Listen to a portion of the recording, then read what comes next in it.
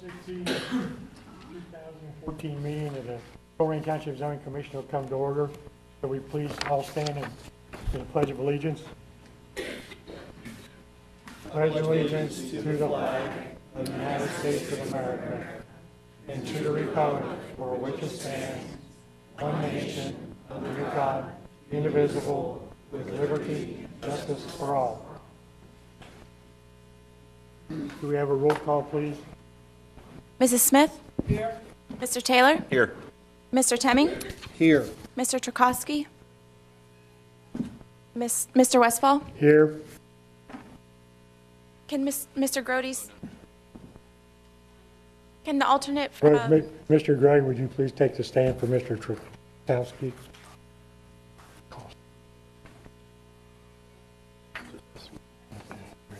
Nothing on there. Okay, the first item on the agenda for tonight is the approval of minutes of the November 20th, 2014 meeting. Does anybody have any changes or additions? The chair would entertain a motion to accept the minutes for the November 20th, 2014 meeting. Also move. Been moved and seconded that we approve the minutes of the November 20th meeting. All in favor say aye. Aye. Those opposed say same, please. Was I here in November? Or was it October I wasn't here? Okay. It's okay. Getting old.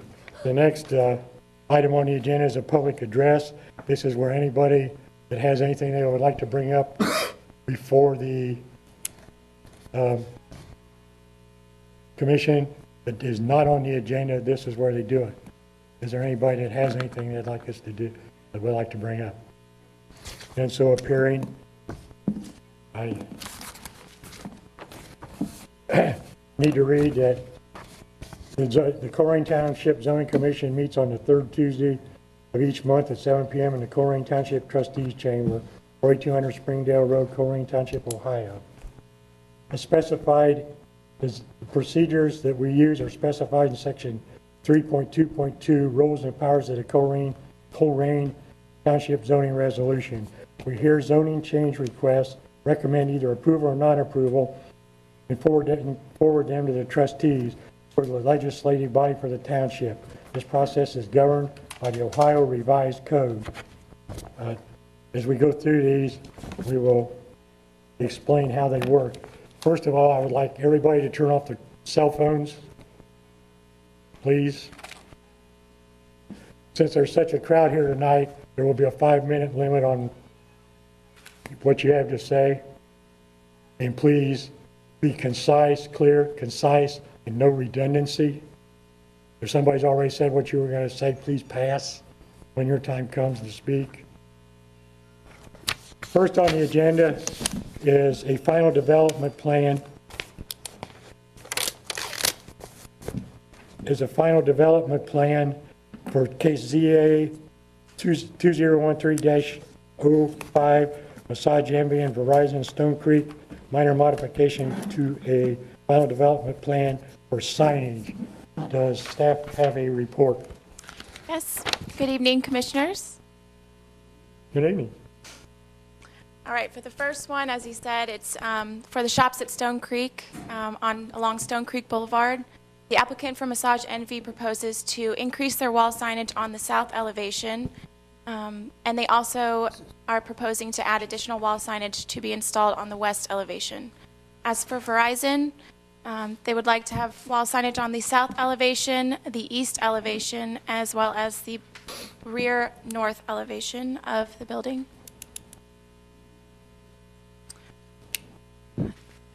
So Massage Envy and Verizon will be the only tenants to fill the retail building shown at the shops of Stone Creek.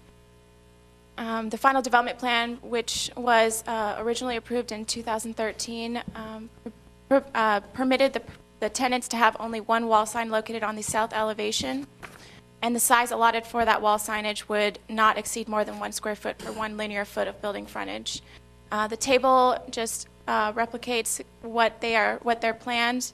The linear foot of frontage per elevation per wall, then the sign proposed by each applicant, and then the sign permitted as shown on the final development plan. Here's the site, an aerial view. Here's Colerain Avenue, Stone Creek Boulevard, and the 275 Expressway. Over here is where the now constructed Buffalo Wild Wings is at, and to the east of that building is where the building sits that will have both tenants sitting in there. Here is it as it's shown as a planned development business district. This is the site plan that was submitted by Massage Envy. Right here is where their retail space would be located, and to the east of their space would then be Verizon, which has an extra about approximately 1,000 square foot more than Massage Envy. Buffalo Wild Wings right here, separated by a few parking spots. The south signs is considered the frontage of the building over here, which is where their signage was originally approved. This is the west, where Massage Envy would like to have their other sign, and then for the east and the north, where Verizon would like to have their signs. Here's a front elevation of the Massage Envy sign. They propose 61 square feet on their south elevation. A left elevation of their sign that they propose. And here's Verizon's south elevation that they propose, the east elevation, and the north. Staff recommends approval of 2 signs for each tenant, and every sign should be in keeping with the 1 square foot per 1 linear foot of building frontage. So it comes down to the south and the north for Verizon, and the south and the west for Massage Envy. And that concludes staff report. Thank you. Does the applicant have a presentation? Good evening. Would you state your name and I'm address? Terry Canner with ABC Signs representing Massage Envy and Verizon. I have some handouts I'd like to give you first before I proceed, so you have an idea of what I'm presenting.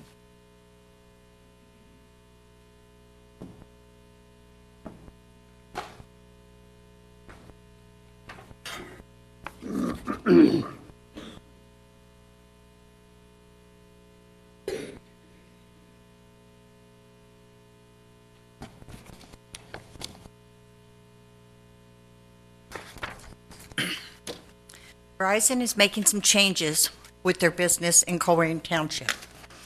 They're closing their store at 9870 Colerain Avenue and moving into the property located at 3650 Stone Creek Boulevard, Suite 300. They're trying to expand their business, making it more convenient for their clients to visit with them while still keeping their location in the Colerain Township community. Recognizing that this location is in a planned unit development, we are seeking approval to add additional signage to their building. Code allows 1 square foot times the linear frontage of the tenant's lease space. On the front of their space, the south side, they are permitted 54 square feet. Their request is for 55.4, 1.4 square feet over what is allowed. The side of the building east would be permitted 71 square foot of signage. They are requesting 55.4 square feet. The rear of the lease space, the north side, would allow 54 square feet. They are requesting 58.3, 4.3 square foot over what is permitted. The request for the additional signage, especially the sign on the rear north elevation, is to help their clients recognize their new location when coming off I-275 East at Colerain Avenue. The front and the side sign will be visible to customers approaching along Stone Creek. The drawings that I've given you are showing different approach shots from different areas to help you understand where we're coming from.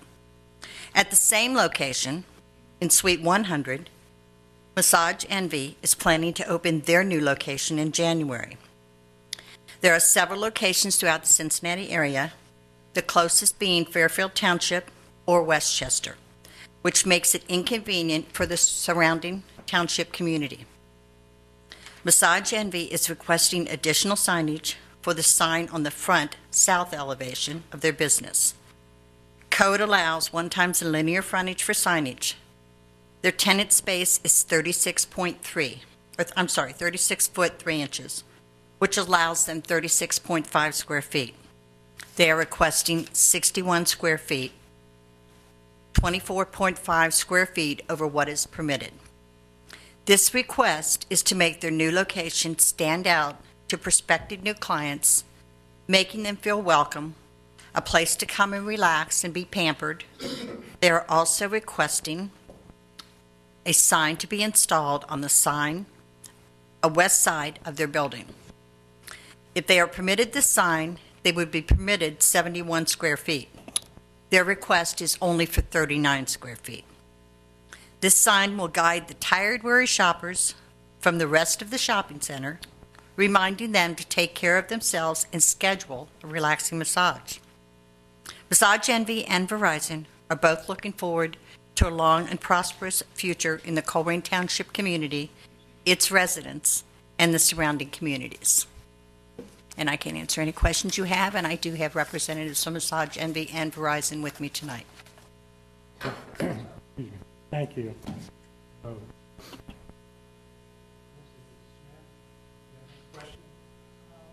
Yes.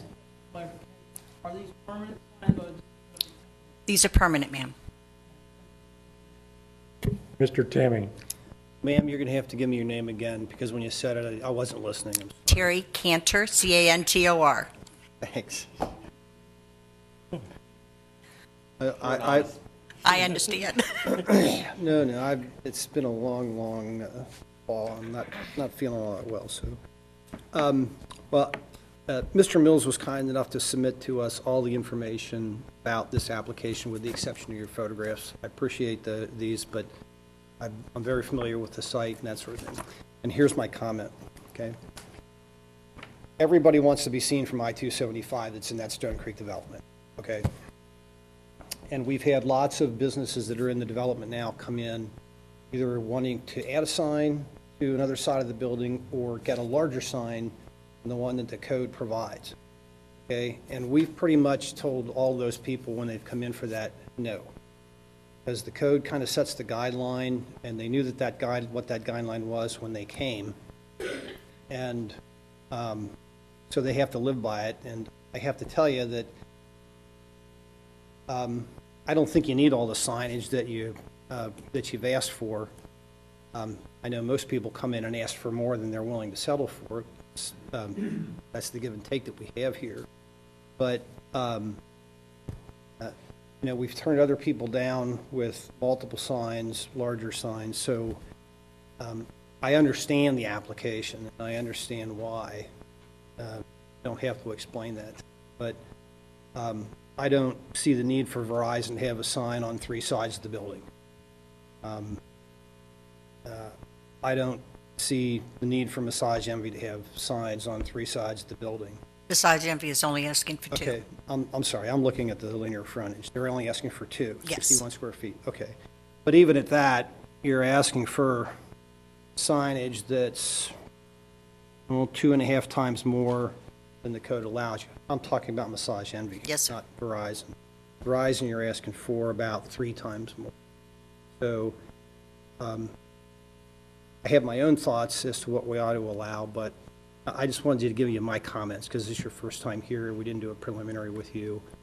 So I'll pass to my colleagues. Mr. Taylor. Yeah, I echo Mr. Temming's comments exactly. He pretty much said word for word what I was going to say. Well, I'll hold off until we hear from Mr. Grody. Mr. Grody.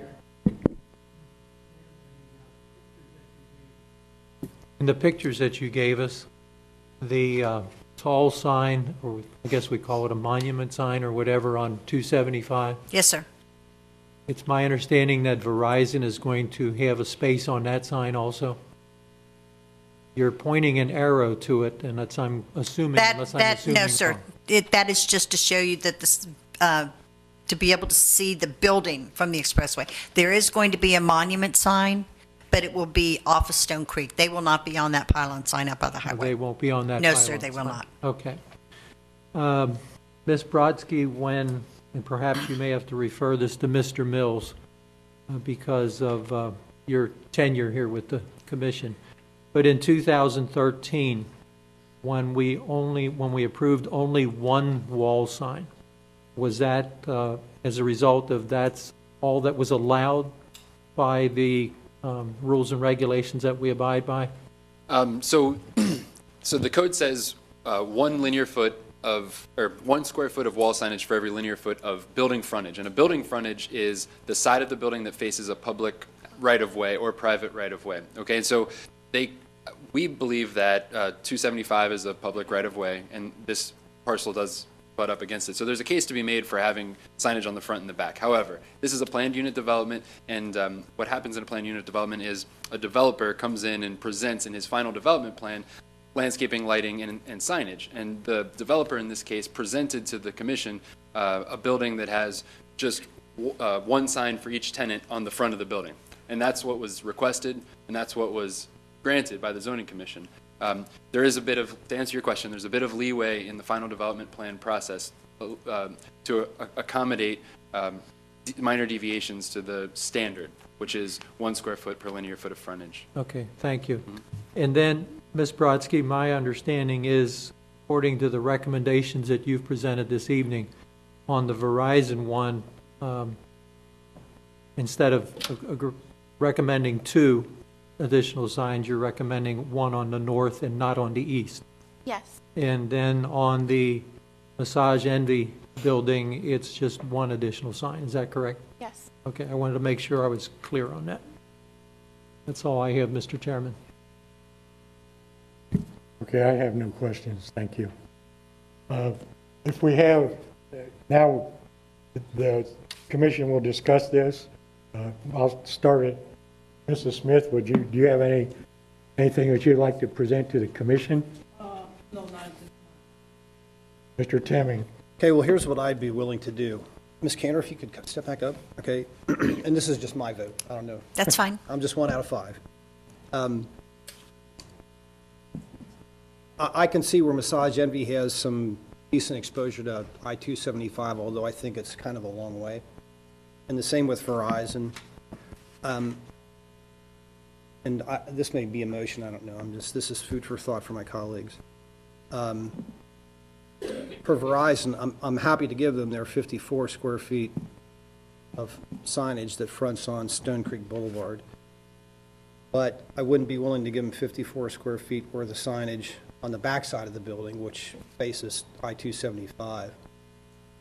You know, if they would be willing to bring that down to 36 square feet, I'd be happy to do that. And quite frankly, if they want to put the 36 square feet on the Stone Creek side and the 54 square feet on the I-275 side, that would be okay with me. But I would not approve signage on 3 sides of the building for them, and I wouldn't approve 3 signs at about 55 square feet per sign. With Massage Envy, I can see that they've got a little bit more exposure to I-275, so they're permitted to have 36 square feet. I'm rounding that figure. It's more specific than that. I'd be happy to give them 36 square feet, which is what they get on the front. And on the west side, if they wanted to reduce that down to 30 square feet, I'd be willing to vote for something like that. Okay? I know they're only requesting 2 sides. I'd only be willing to give them 2 sides. Verizon wants it on 3 sides. I wouldn't give it to them on 3 sides. I'd give them on 1 side, the second side, and it's their choice, smaller signage. Okay. And I'm only saying that because you're on the I-275 side of Stone Creek Boulevard. If you were on the other side of Stone Creek Boulevard, I'd probably be voting no on the applicant. Okay. May I So comment just, at this? you know, everybody comes in here, I wanted to tell them, I not only want to give them a vote, I want to tell them why. I You vote understand. that way. Okay, all right. Okay, may I That's all. comment at this point? Sure. Okay. Verizon is looking to get their sign on the front, which meets the square footage. I think we're like 1 square foot over what we're allowed to have on the front, okay? We'd like to have the sign on the rear of the building, and we are willing to give up the sign on the side of the building, giving us only 2 signs, okay? Both within the realms of, I think we're only asking for 5.7 square feet over and above what we are permitted to have.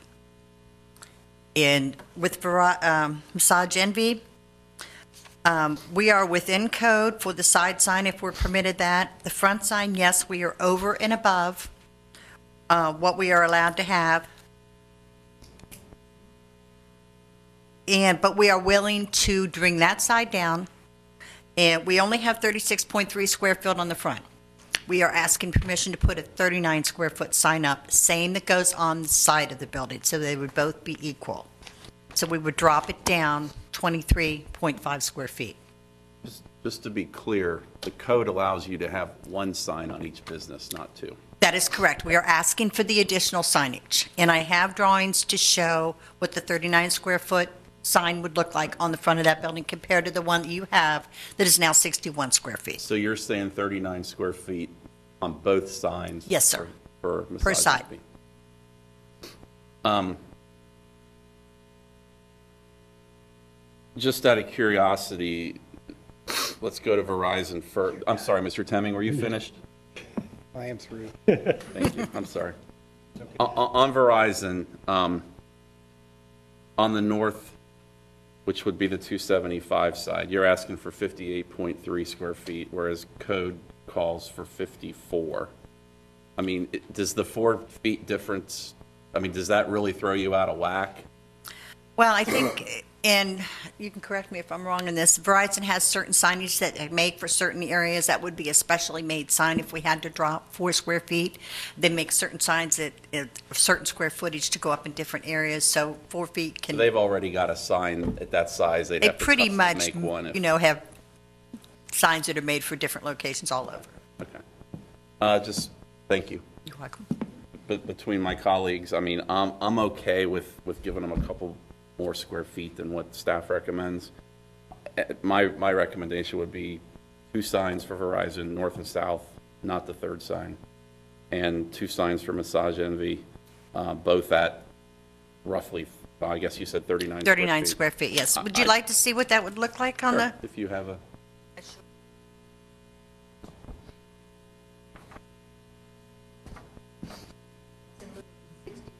Yeah, what I also like about that size sign on the front of Massage Envy, it would be roughly the same size. It wouldn't be out of proportion to the Verizon sign next to it, so. That's kind of where I'm coming from. So I'm not too far off of what Mr. Temming was thinking. I'm willing to give them a little bit more and a little bit more square footage than what staff recommended. But, And them, who you're talking about, Massage Envy. both. I would be willing to give Massage Envy 2 39 square foot signs, and I'd be willing to give Verizon 2 signs, 1 north, 1 south, both at the sizes that Ms. Cantor's requested and presented. But the 61 square foot sign for Massage Envy would be out. Thank you. Thank you. I think that, I don't mind the sign on the north and the south, but I think in the spirit of fairness to the rest of the people that are already in Stone Creek, that we required the signage that they have, I think that the 54 feet signs in the north and the south for Verizon, and I'm not sure about the sign on the west for Massage Envy, but I think that a 36 and a half foot sign on the south, which is the front of the building, and see a 39 cent, that would be on the end of the building, right? Are we talking west. Verizon? Talking Massage Envy? We're talking Massage Envy. For recording. Okay, I'm sorry. And the west side is the end of the building, right? Yes, sir. Okay. Okay, I think, I don't see any problem with that and making the sign on the south side 39 square feet. And the sign on the west end, 39 square feet. And then the ones for Verizon, both of them 54 square feet. I'm okay with that. Now, the Verizon rear sign, we're asking for 58. It's a couple of square 54, feet. 54. 54, that's what we'll give you. So you're, This is just his Okay, idea. We okay. haven't voted on anything. all right, thank you. Okay, we ready for Mr. Grody? Okay, the chair would entertain a motion to Yeah. approve.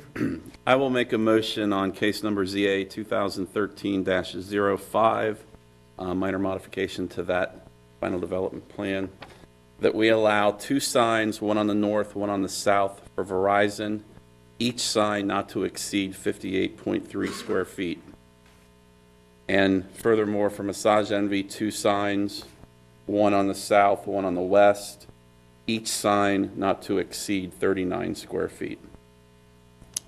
We have a motion. Do we have a second? Second. It's been moved and seconded that we accept the motion for case number ZA 2013-05, a minor modification for signage and Massage Envy and Verizon Stone. Do we have a roll call vote, please? Mr. Chairman? Yes. Mr. Chairman, if I may, since the numbers have shifted a little bit, I think it would be good to just open up once more for the 5 of us to make any additional comment before the voting, because there were so many numbers being thrown around. Okay, fine.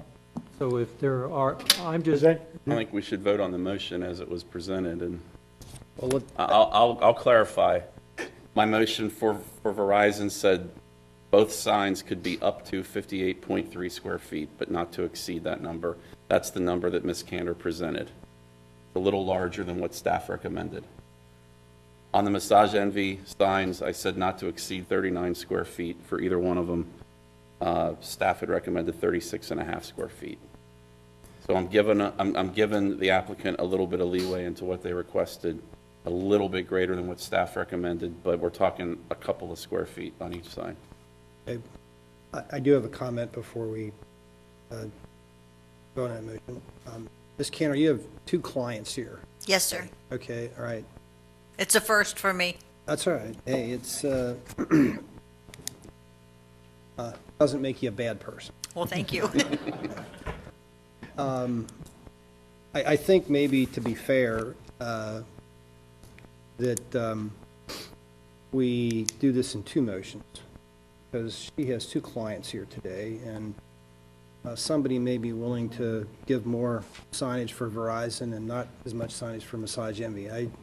Can we do that? And It it's is only, one case, it's though. only one case. I think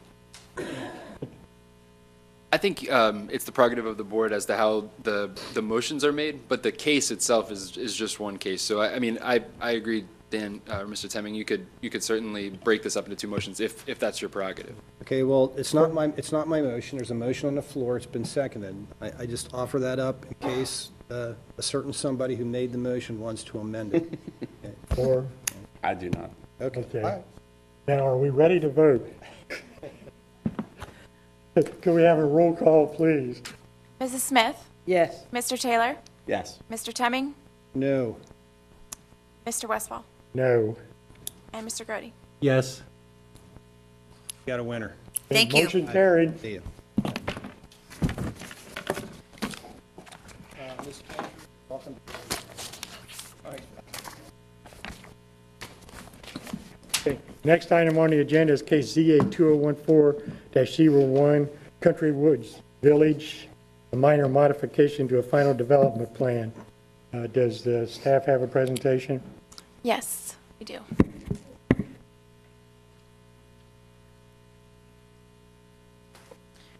So for this is a minor modification to the final development plan for Country Woods Village.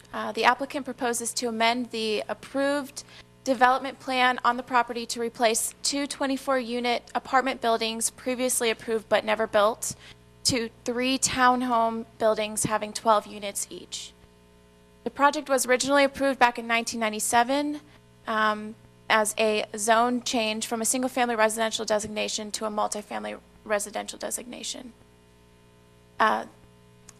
The maximum number of dwelling units on the site, which was built already, is 100, 64 of which are townhouses and 36 of which are apartments.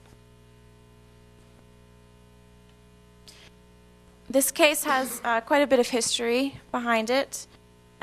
It first came as the first major modification came in 2010 to the final development plan, which was approved, and the next major modification came earlier this year in February, which was to include an extra 2 24-unit apartment buildings to the site.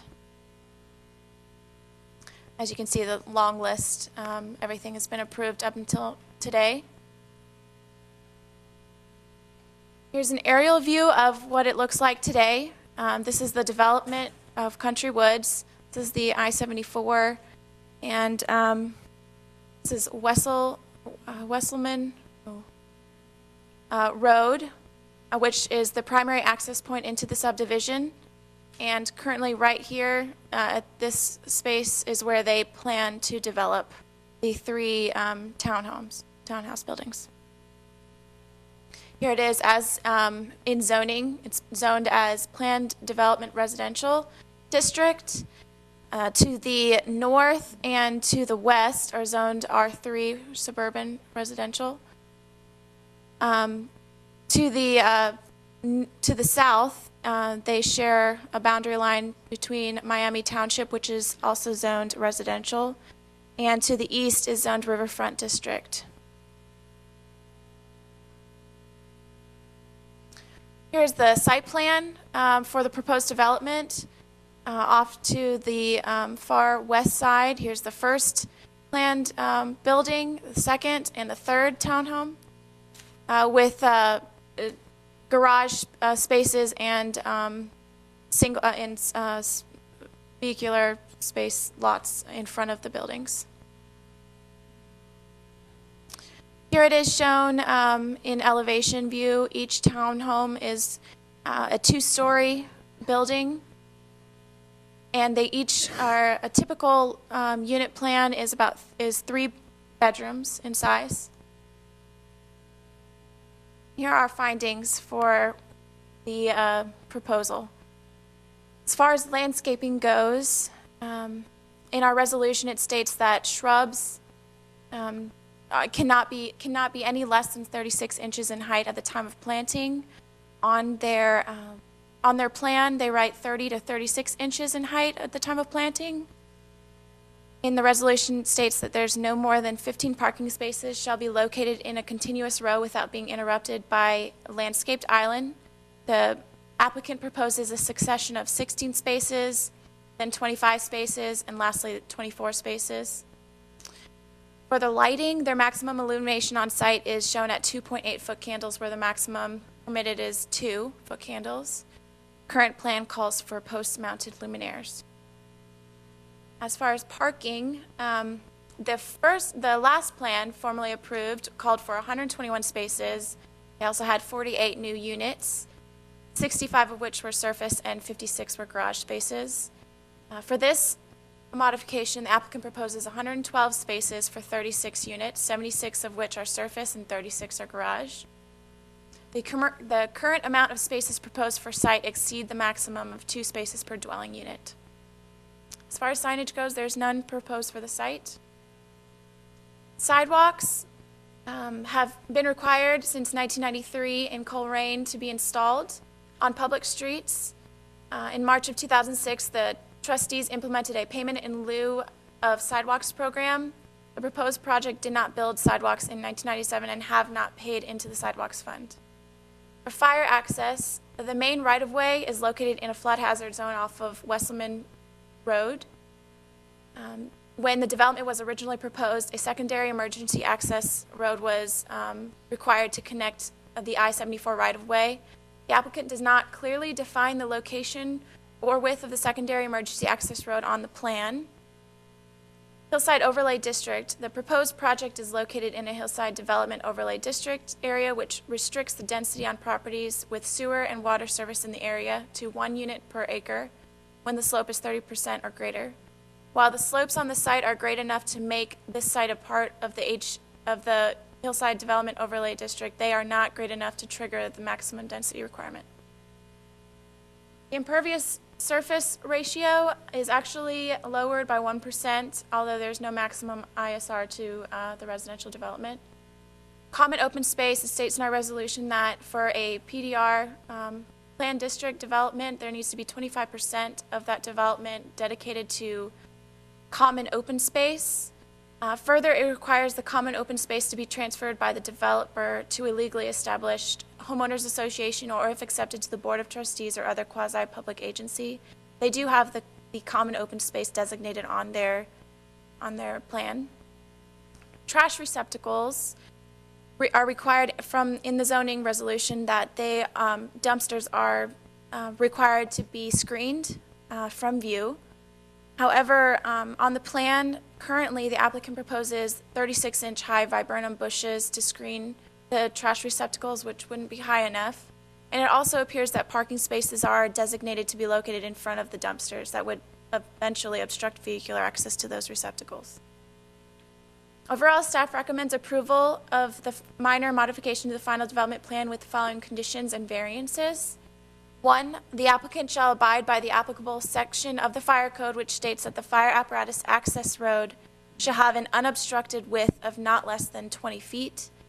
2, the applicant shall submit a revised landscape plan showing appropriately sized shrubs and are no less than 36 inches in height in the time of planting. 3, the applicant shall participate in the payment in lieu of sidewalks program. 4, the applicant shall follow the zoning resolution guidelines as it states in section 14.6.2 that no more than 15 spaces shall be located in a continuous row without being interrupted by a landscape island. And 5, the applicant shall submit a revised detail drawing of the trash receptacles that show that they are appropriately screened and are not obstructed by any parking. For variances, outdoor lighting shall be permitted in the excess of 2 foot candles as shown on the photometric plan. The applicant shall not be required to transfer the open space to a legally established homeowner association or other public quasi-public agency, and the applicant may provide more than the maximum parking spaces permitted of 2 per dwelling unit. That concludes the staff report. Thank you. Does the applicant have a presentation? Good evening. Thank you for hearing this case tonight. My name is Scott Huber. My business address is 3377 Compton Road, 45251. With me tonight are Mr. Alex Hilsinger and Mr. Christian James. They both own the property, so if you have any questions for the owners, they're available to you. Like it's stated in the staff report, the reason we're asking for this minor modification is to go back to the townhome plan, and that was the original plan that you heard in 2010. I think this commission approved it, and also the trustees also approved it. If you've read in the project history part, the last paragraph, there's some reasoning in there why we feel that we need to do it with the geotechnical issues that are on that particular site. I think last time you were up here, we told you we were going to have problems with that hill, didn't we? And you guys were right. All right. Yeah. So thank you very much. We tried to save you a lot of trouble. Right. Interrupt you. Are we going back to exactly the same plan that was presented and approved 4 years ago? The only thing that's different from 2010 is that we're adding garages in this plan here. Back in 2010, it was all surface parking. But generally, yes, the buildings are the same. The density is the same. The only difference is the garages. Okay, thank you. Yeah. So with that being said, myself and the owners have read the staff report. We accept the conditions and the variances as stated, and we have no objections to any of them. So we'd be happy to answer any questions. Thank you. Mr. Grody, do you have any questions?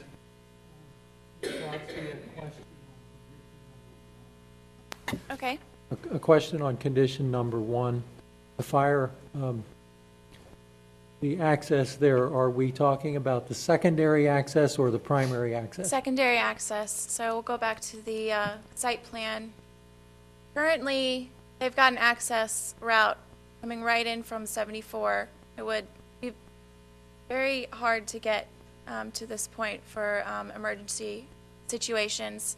It's very unclear to us where this actually leads and what it goes through. Currently, it looks like it's 10 feet in width, and it goes through a building and some plants, whatnot. So that would need to, that's what we're referring to for the condition. Okay. Thank you for clarifying that. Then I have to go back to the presentation that you made, sir. What, if any, approvals have you obtained from the state of Ohio for accessing Interstate 74? Well, this is, we talk about this every time we've talked about this plan. This was a request from the Colerain Township Fire Department, and this was the fire department's solution to get a secondary access to this property.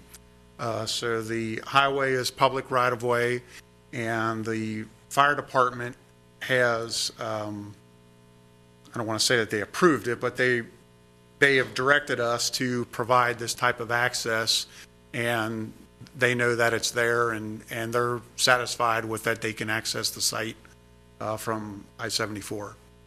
That doesn't answer my question. Okay, could you restate the question, please? My question again is, what, if any, approvals have you received from the State Department of Highways to access Interstate 74? None, zero. It's public right-of-way. Or it's public, it's limited access right-of-way. It's public. And you don't think they're going to object to you making a road there that's going to connect to Interstate 74 or some sort of road? Well, it's not a road. We're reserving an easement, if you will, to get to the public right-of-way. We're not going to improve Interstate 74, or we're not going to put pavement to the highway or anything like that. We're just providing a non-obstructive, I don't know, it's more like a restriction than an easement, to get access from Wesselman Road up to Interstate 74. If I estimate it correctly, there's about a 10-foot deep culvert between the edge of the property where the existing access road, secondary access road is, and the right-of-way of Interstate 74. How are you going to get an emergency vehicle over that? I may be able to provide a little bit of historical context here, if it may be appropriate.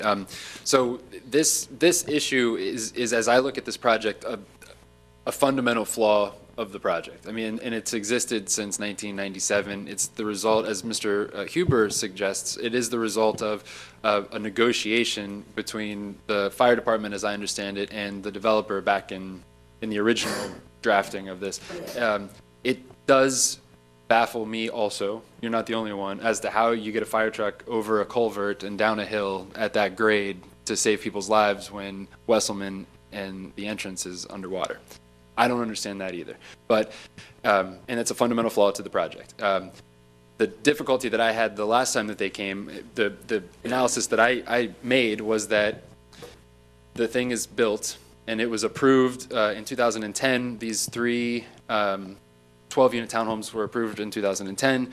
I had a difficult time finding something to hang my hat on and say that now is the time to renegotiate, the whole phase 2 of the project. So I agree with you, Mr. Grody. It is it's perplexing how this is going to help. Mr. Grody, if I can ease your fears just a little bit, if you look on the plan, we do show grading out here in the right-of-way, and this is all fill that the owner is going to do on the I-74 right-of-way.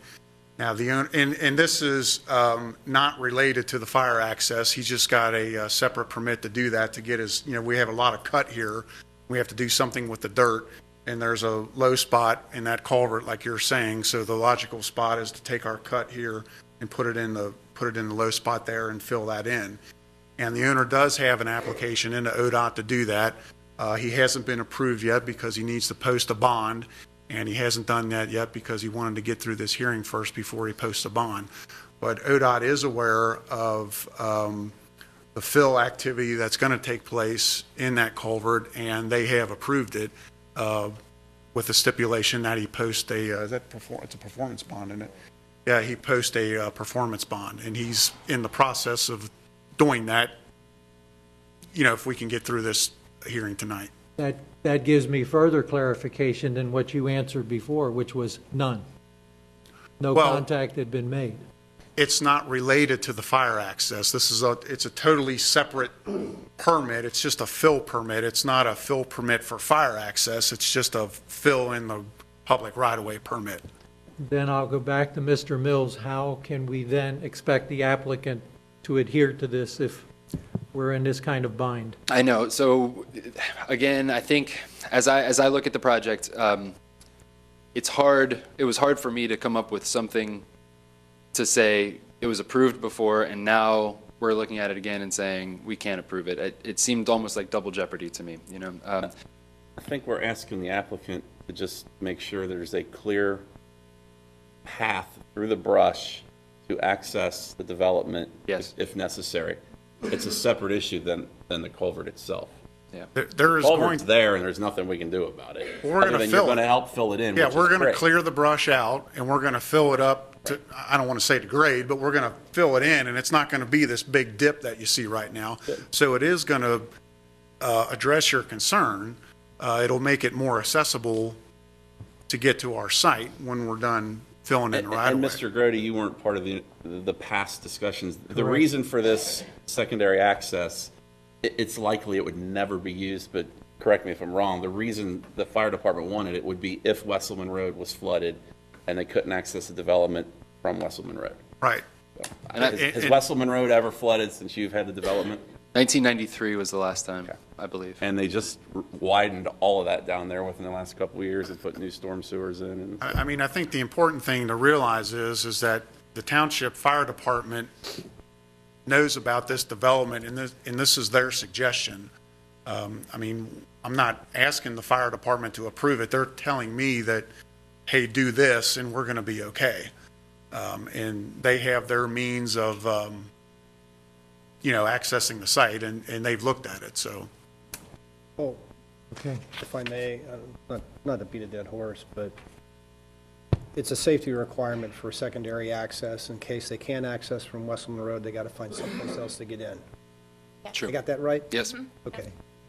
And so Mr. Grody's point is, if there's going to be a secondary access road, we want it not only be secondary access in name, we want it to be secondary access in reality. Okay? Now, I understand that we've approved some changes to this development since the original final development plan was made, and we've kind of glossed over this issue, okay? And maybe that was a mistake, okay? But now we got it here. And quite frankly, if there's a flood in Wesselman Road and a couple of these townhouses catch on fire and the fire department has no option but to sit out on Wesselman Road and watch it burn out, okay? I don't want to be the guy that the homeowner comes to and says, hey, why couldn't the fire department get in here? So, okay, so that's the issue in a nutshell. Yeah. Okay, and so my question is to the professionals, how do you solve that problem? I don't know the answer to that.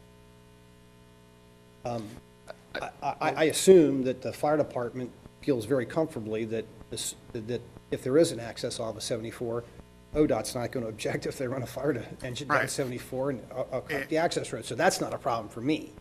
The only issue I'm saying is that if you're going to have a requirement of a secondary access road, it's got to work.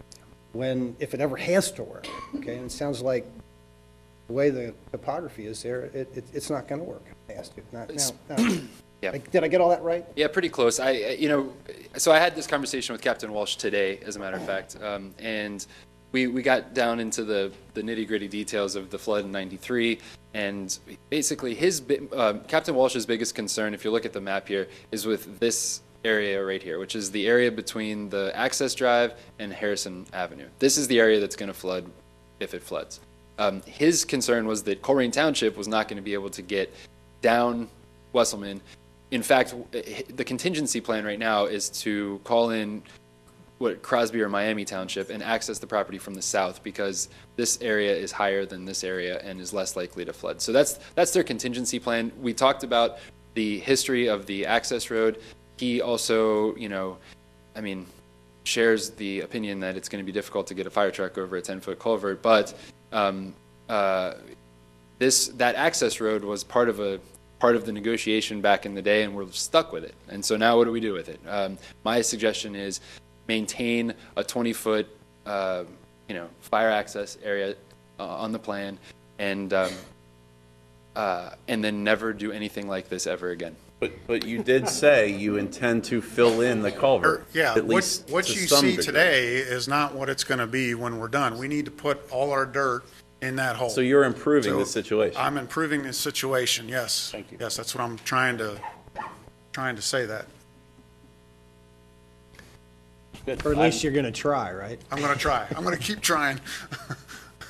It's all right. With all due respect, I know I've brought this up several times. Yes. And being a former school administrator in charge of construction of major schools, if we didn't provide sufficient access for emergency vehicles, keep the children safe, we didn't get building permits or anything. And my concern is not a flood. My concern is if there's a major fire up there, the primary access route is going to be choked with fire equipment, rescue equipment, onlookers, the media, and so forth. And it's going to be difficult for residents to get out if they need to get out, or people to get in if they need to get in. That's my concern. I agree with Mr. Temming that if that ever occurs, I don't want it coming back on these shoulders here to say, you should have told them so. I'm not a firefighter. I mean, I can only rely on the fire department and Captain Walsh. So Right. If he thinks he can do it, and he has the equipment and the personnel and the means to do it, he's the fire authority. So, I've said my piece. So, okay, one other question, Mr. Mills, and again, not to refer it to Ms. Brodsky because of this goes back a long time. Item number 3 under conditions, payment in lieu of sidewalks. Does this go back all the way to 1996? The requirement for sidewalks on public roads goes back to 1996. The ability to offset, to not build a sidewalk where it doesn't make any sense to build a sidewalk, comes into play in 2006. And the idea behind the payment in lieu of sidewalks is, if you're on Wesselman Road, you're going to have a stretch of sidewalk that's going to connect nothing with nothing. And so does it make more sense then to have the developer pay 75% of what it would cost to construct that sidewalk to the township so that we can build a sidewalk to allow people to walk down Pool Road to go to school at, where places where it makes more sense to have sidewalk. So in essence, the applicant has known of this requirement to either build them or pay in lieu of back to 2006. I don't know that the applicant has been aware of this, but he's definitely, we had this conversation last time in February of this year, and Mr. Huber and I had a conversation about it at that meeting, about the merits of the payment in lieu and whether or not it should apply to this specific site. But they are aware currently and have been since at least February of this year. and if you remember last time, we argued against it in front of this commission and we lost. We argued against it in front of the trustees and we lost. So we get the picture. We're not going to argue against it Our tonight. batting average is going down. So we accept the condition as it's stated. I have no comment. Okay. That's all I have, Mr. Chairman. Mr. Taylor? I just have a question for staff on the variance that the applicant has the option to deny the transfer of the designated open space. Can you elaborate on that? So that goes back also to February. The issue was our zoning resolution, and this is kind of like a universal issue, not just specific to this project, but the zoning resolution requires that in a planned development district, that a certain percentage of the property be reserved for open space. And then it goes even farther as to say that it needs to be an easement needs to be placed on it, and that easement needs to be held by some organization. And so when we had the conversation in February, what we were talking about was there is a land trust whose mission and purpose for existence is to hold easements. And they have a strategic plan which identifies this area as a place that they want to hold easements in. I was trying to connect those two missions where we have a rule that requires them to dedicate, an easement with their, but it didn't work out. They didn't want to accept the easement, I think, because they needed a stewardship fee. We don't have the ability to compel the applicant to pay a stewardship fee. The trustees don't want to hold the easement. So basically, and it's also complicated by the fact that if this were a single-family residential development, the easement would be held by an HOA. Okay. Right, but there's no HOA here because it's a multifamily. So in this case, we just said designate the open space on the final development plan, and then we will recommend a variance from the condition that somebody else holds it. But the principle, which is open space will be designated, is being upheld. It's just not going to be held in an easement. Is the open space the hillside up behind? The unbuildable lands. Thank you. No more questions. Mr. Timmy? Uh-oh.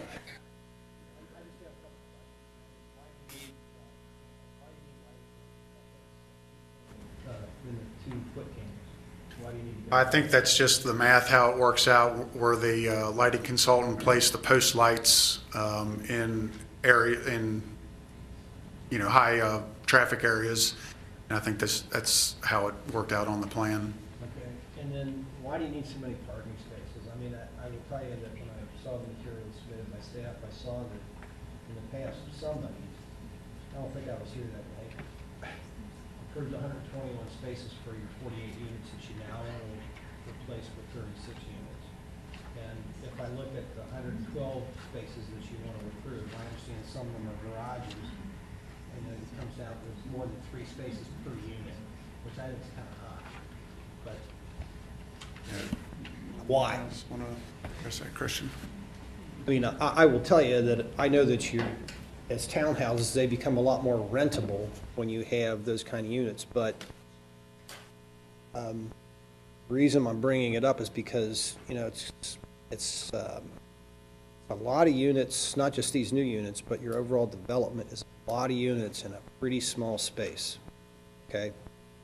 So I have a concern for all those parking spaces. Number one, from a safety standpoint, and number two is just from a quality of tenantship standpoint. So maybe you can. Sure. But, I'm open-minded. My name's Christian James with Hillsinger Management. We are the contracted management company for Country Woods Village.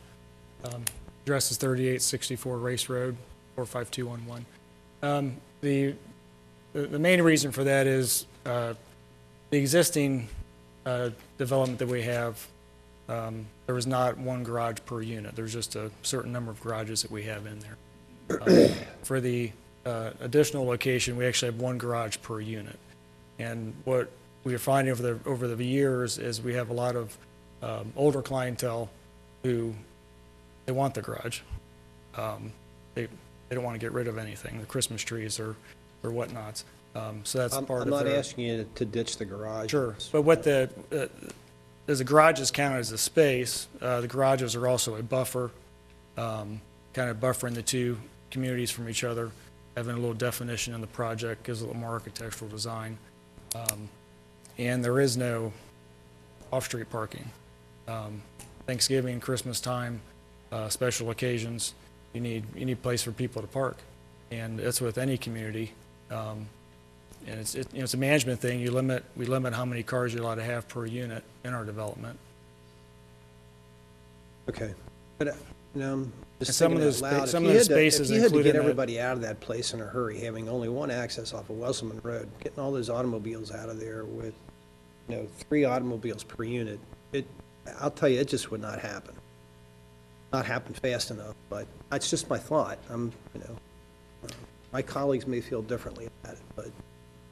Just a point of order, I brought this up last time, just to be on the record, that in the original zone hearing in '96, there was no mention, no requirement, no discussion at all about paying to the sidewalk fund.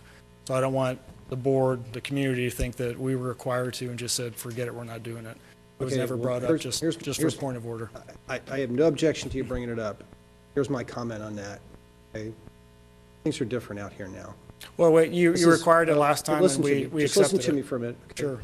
It's 18 years later, okay? It's not the same old Colerain Township. Well, I'm not arguing paying Right. into it. No, I just don't want the assumption that we were required to in 96 and we did not do it. It wasn't a requirement, wasn't even asked. We never heard of it before. There's nothing in the zoning minutes of it, but we have no objection to it. I just want us to look like we're bad citizens. Thanks, Chris. All right, thank you very much. Mrs. Smith? I guess this question is directed to staff. Did Hamilton County Regional Commission ever review and approve this proposal? Hamilton, let's see, cases go down to Hamilton County Regional Planning when they are zoning map amendments or major modifications to a final development plan.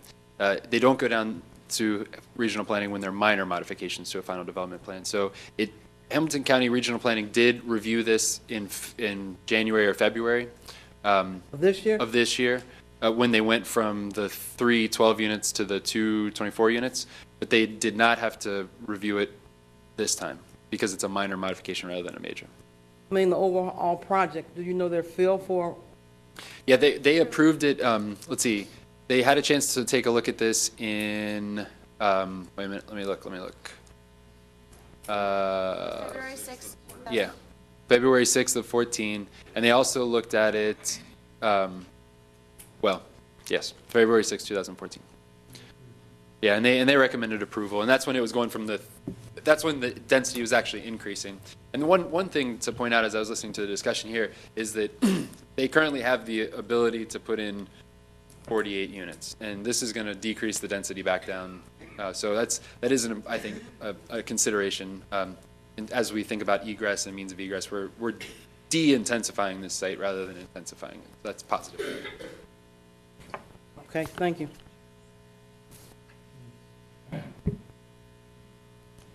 Is everybody done? The staff discussion, Mr. Grody, None. Mr. Taylor? Mr. Temming? I just think it should be fewer parking spaces than you're asking for. Mrs. Smith? I don't have any further comments. Thank you.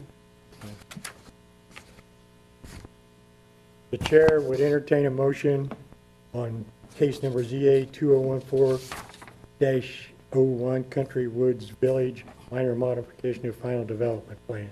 All right, I'll make that a motion that case number ZA 2014-01, minor modification, that we accept the applicant's plan with the following condition. 1, the applicant shall abide by the applicable section of the fire code, which states that fire apparatus access road shall have an unobstructed width of not less than 20 feet, and that must be constructed and made available upon the approval of the chief, the fire chief. So if you can keep the fire chief happy, we'll be happy, okay? Or at least I'll be happy. Number 2, applicant shall submit a revised landscape plan showing appropriately sized shrubs that are no less than 36 inches in height, time of the planning. Number 3, the applicant shall participate in the payment in lieu of sidewalks program. Number 4, applicant shall follow the zoning resolution guidelines as it relates to section 14.6.2 that no more than 15 parking spaces shall be located in a continuous row without being interrupted by a landscape island.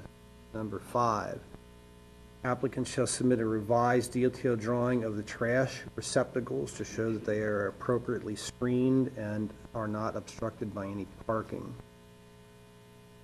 7, outdoor lighting shall be permitted in excess of 2.0-foot candles. Pardon?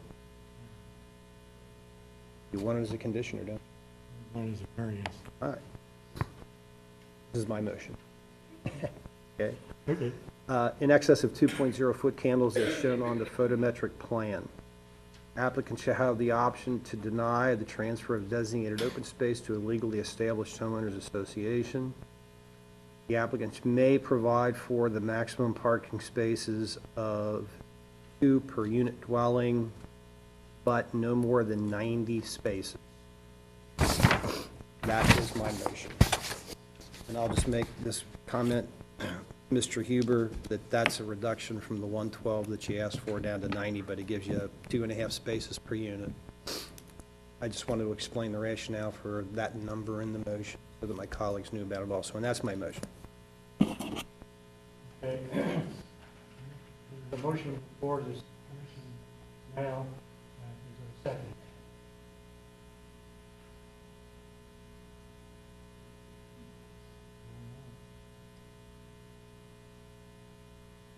Is there a second?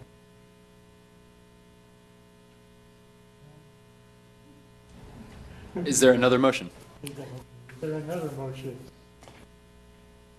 I'll make a motion that we approve case ZA 2014-01, Country Woods Village, minor modification for the final development plan to include all of the conditions and variances as recommended by the staff on our paperwork this evening, with the addition that item number 1 under the conditions, that this access road be something that is usable, and as Mr. Temming stated, that it is in agreement with the fire chief in Colerain Township.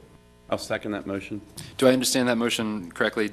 Number 1, the applicant shall abide by the applicable section of the fire code, which states that the fire apparatus access road shall have an unobstructed width of not less than 20 feet and must be constructed and approved by the fire chief. Is that correct? That is correct. Okay. I'll second that motion. Been moved and seconded that we accept case number ZA 2014-01, Country Woods Village, minor modification to a final development plan with the conditions and variances provided by staff. Could we have a roll call, please? Mrs. Smith? No. Mr. Taylor? Yes. Mr. Temming? Yes. Mr. Westfall? Yes. And Mr. Grody? Yes. Motion carried.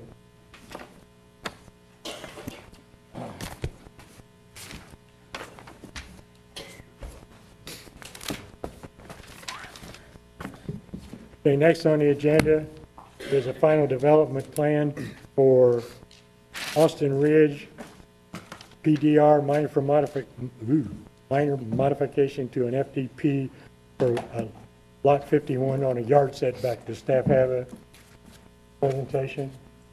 Yes, we do.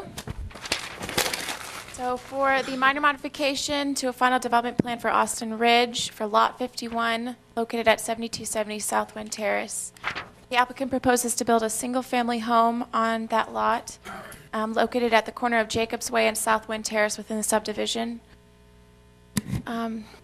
Currently, there are a limited selection of lots left to build on, and so this has kind of forced the owners to make do with a smaller, oddly shaped lot.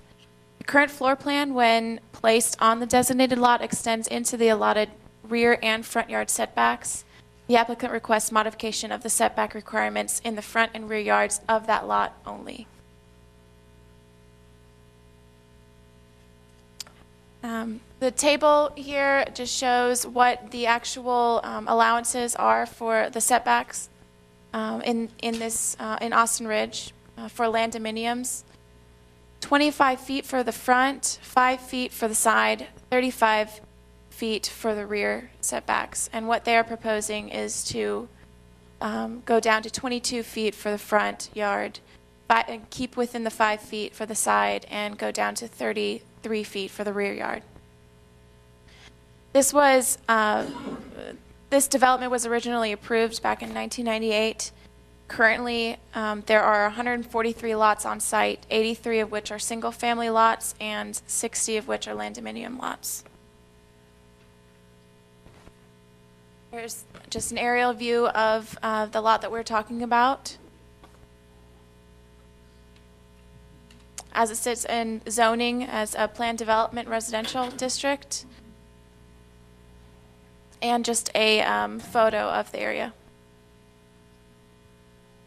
This is a proposed one-story brick home, and since they're on a corner lot, they've got two fronts, which would decrease down to, which they're asking to decrease the setback, and then in the back, the rear yard setback, which would decrease. The side would stay the same. Staff recommends approval of the minor modification to the final development plan. And that concludes the staff Thank you. report. Does the applicant have a presentation? The applicant here, okay. Good evening. My name is Nodas Papadimas with Synthesis Architecture. I'm representing the client, Tommy Vasiliou, who has this home. I do not have a presentation. I just everything that you guys presented was exactly what I had in mind. The only additional thing that I wanted to let you know is that, along with the fact that there are only certain lots left, that the particular one in that corner is very difficult to work with. On top of that, the HOA only allows us three certain homes that can be built there. And the other two that I have talked with my client were much smaller than what he needed for him and his family. And this one was the only one that they were able to fit on that lot. And as much as we tried to tweak it a little bit, it was still a little difficult. And the couple of modifications that we're asking, we have already talked with most of the owners that are in that intersection, along with the president of the HOA and some of the members there. And everybody's fine, but they have told us that we need to come up and talk with you about this and see if those two changes are something that we can work. Thank you. If you have any questions. Mrs. Smith, do you have any questions? No, you said the residents are all right with your plan, correct? I'm sorry, please repeat that. Did you say the residents and the people around there are all right with your plan? Oh, yes, all of them have. Okay. Mr. Temming, No question. Mr. Taylor, No question. Mr. Grody? No questions. I have no questions either. Thank you. Thank you.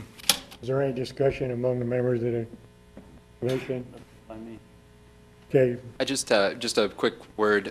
This brings up an opportunity to, I think, improve the zoning resolution. As you know, here we are talking about a 2-foot deviation from I think in many other communities, there's a bit of administrative discretion that's given to the zoning administrator to grant very minor deviations from, and that would save us all a bit of time, I think. Something to keep in mind in the coming year. Maybe a 10% variance. Yeah, something like that, yeah.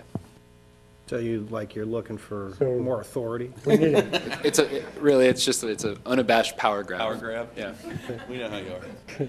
You come to the wrong place. I make a motion that we approve case number, It doesn't have a I don't have a case. case number, Austin Ridge PDR minor modification for lot 51 as presented. I'll second that motion. we moved and seconded that we accept the minor modification to the final development plan for Austin Ridge, PDR Lot 51. We have a roll call, please. Mrs. Smith? Yes. Mr. Taylor? Aye. Mr. Temming? Yes. Mr. Westfall? Aye. Mr. Grody? Yes. Motion carried.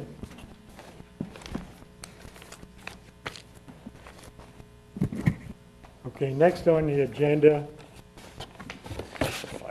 is a public hearing. The way a public hearing works is the zoning staff will make a presentation of the request.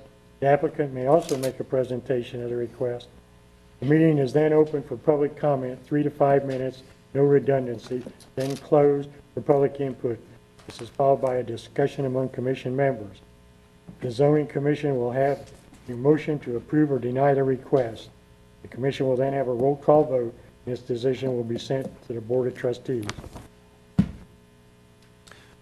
Does anybody need a 5-minute break? Okay. We're going to call a 5-minute recess. All in favor? All in favor, say aye. Aye. Opposed?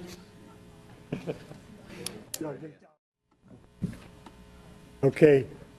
On the agenda, there's case ZA 2014-06, 6260 Colerain Daycare. They have withdrawn that, so there will be no public hearing for that. Could I read into the record their email just for the?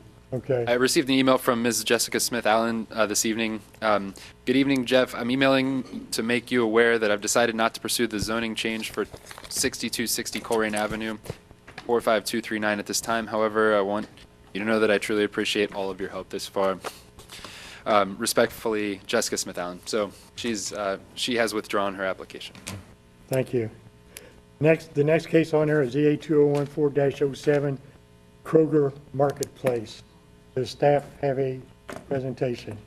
Mr. Chairman, if I may, prior to the staff making their presentation, I need to inform the commission and our audience present this evening that I have to abstain from engaging in Have to recuse yourself. consultation and voting because I am a Kroger employee.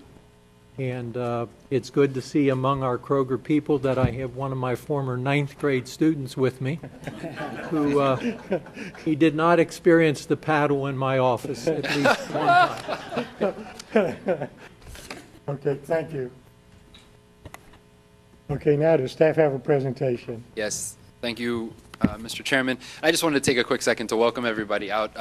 I thought that there were a lot of people out here for just a regular old sign variance, but I realized quickly that it's actually for Kroger. So I welcome, and I think that your voice is really important, and I appreciate the fact that you're all here. So with that, we'll begin this public hearing. The proposal is on the part of Vanderkar to rezone an assemblage of properties to a planned development business district that would allow for the development of a 134,000 square foot Kroger marketplace. The project is actually an assemblage of 16 parcels that are currently under contract and located in 3 separate zoning districts, the R4, the B2, and the planned development business district. We can talk a little bit about, we can get in more depth about the site plan, but this is the existing condition on the site. You have Colerain Avenue running north-south, of course, Springdale Avenue running east-west. This is the site as it exists today. And this is the proposed project.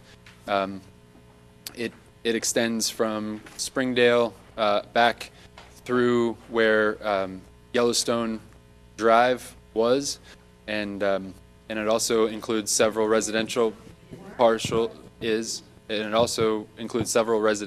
residential parcels that are currently homes. Yes. So what we're talking about tonight, this preliminary development plan has a specific set of things that we're going to look at, that we have to look at by virtue of the zoning resolution. And chief among those are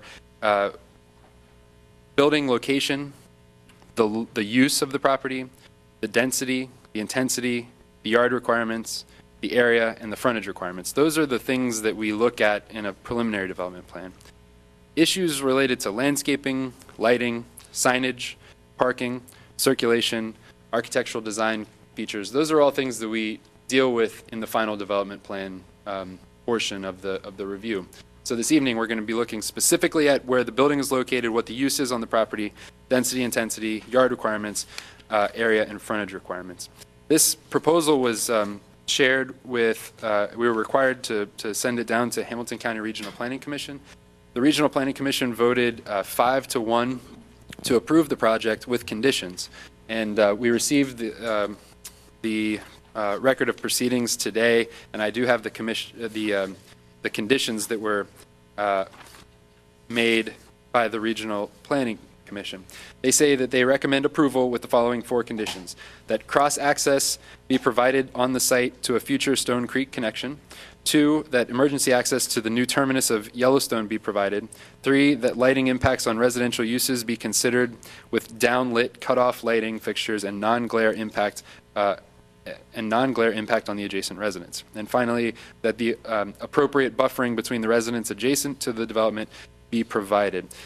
You know, as with all recommendations that are made by Hamilton County Regional Planning Commission, it's for your information, and it's based on their professional judgment, and it's not a binding thing. But I think that those are When good. did you receive those, Jeff? Today at Right. like 4:30. Is this what I received? Yeah. Okay, all right, Yep. thanks. So we also have to look at whether or not this property, this project is in conformance with the comprehensive plan and with the land use plan. So the subject property is located in Character Area 5, which is the Colerain Avenue, character area in our comprehensive plan. The vision that's laid out in our comprehensive plan says that, you know, Colerain Avenue will continue to see signs of reinvestment, redevelopment, and be a quality commercial corridor for the region. Investments from the township, such as tax increment financing and property property owners along this corridor will, in the long term, help stabilize and improve this important commercial center. Township will take steps to work with property owners to help improve the curb appeal, and that will benefit both the value of the property and the township overall. Colerain Avenue will encompass a mixture of large-scale, small-scale retail and office space with the creation of a town center that will create a positive identity for Colerain Township. As I read this vision and as I've read the comprehensive plan, I believe that it is substantially in keeping with the comprehensive plan letter and intent. In terms of the conformance with the land use plan has identified the parcels in this area to be within planned mixed-use employment and also single-family residential land use areas. This project straddles the boundary between those two districts, and I believe that it is substantially in keeping with the intent of the land use plan. We've circulated the plan to Hamilton County Stormwater and Infrastructure, the Colerain Township Fire Department, Hamilton County GIS, Hamilton County Soil and Water Conservation District, ODOT, Hamilton County Engineer, Metropolitan Sewer District, and their comments are all included in your staff packets. So let's just take a second now to go back through the plan. What we have here is a 134,000 square foot store that's oriented towards Springdale Road. There are two access points proposed, one off of Colerain Avenue, which would be accessible while you're moving south, and that's a right-in, right-out access where Yellowstone currently comes out onto Colerain. But the primary access would be off of Springdale Road, directly across from the mall entrance, which is a lit intersection. The project has a gas pad out front and a parking field between the gas pad and the store. It features banking and pharmacy, drive-through, amenities on the east side of the building. The docks are located in the rear, and so that in a nutshell is the substance of the project, and I'll leave it to the developers to take it further. I'd like to just briefly, well, before I turn it over to Frank to talk about some of the economic development impacts of this development, our zoning resolution has identified 7 criteria that need to be satisfied before we approve a preliminary development plan. The first one is, does the preliminary development district, does the planned development district and preliminary development plan, are they consistent with the land use plan and the comprehensive plan? And as I mentioned, I believe that they are.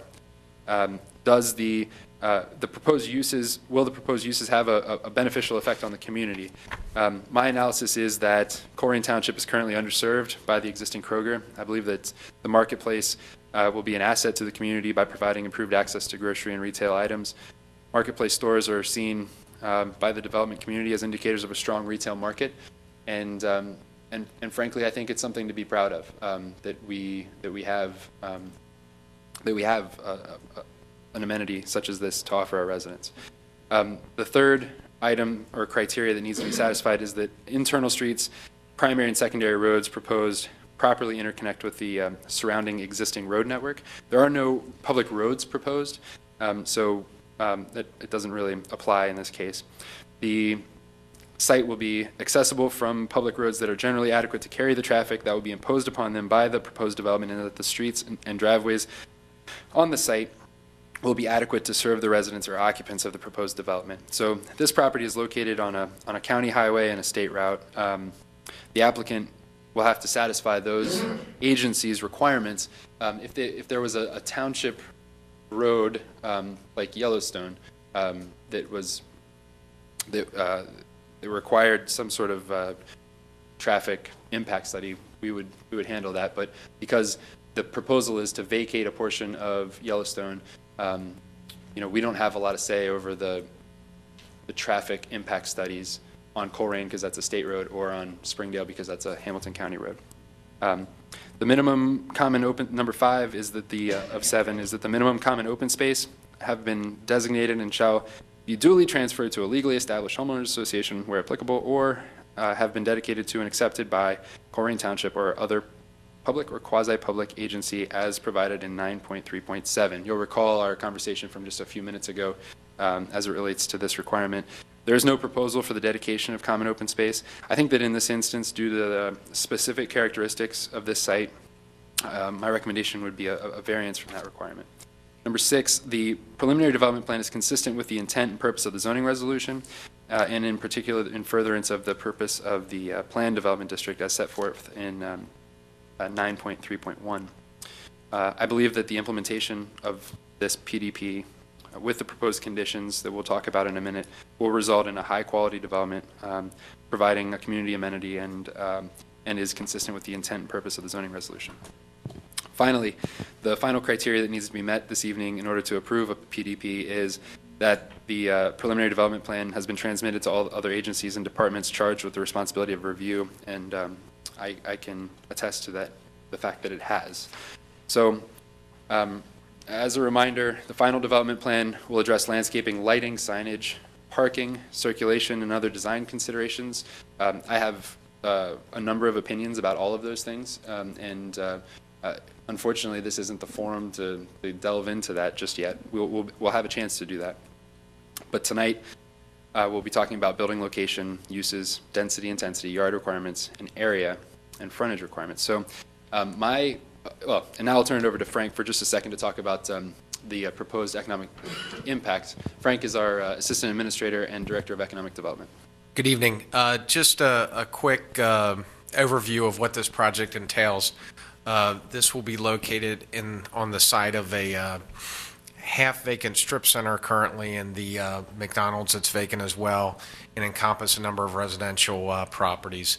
Those are currently valued at about $8 million. This could be valued at up to $25 million with this new development to occur. We would be retaining 198 full-time equivalent jobs in Colerain Township through this project, and it would create an additional 90 to 100 new full-time equivalent jobs in the community as well. The proposed investment includes site preparation, infrastructure, traffic upgrades. As Jeff stated previously, this is on a state highway and a county road. The county engineers and ODOT District 8 will be reviewing this and the traffic counts and the number of trips and the building construction.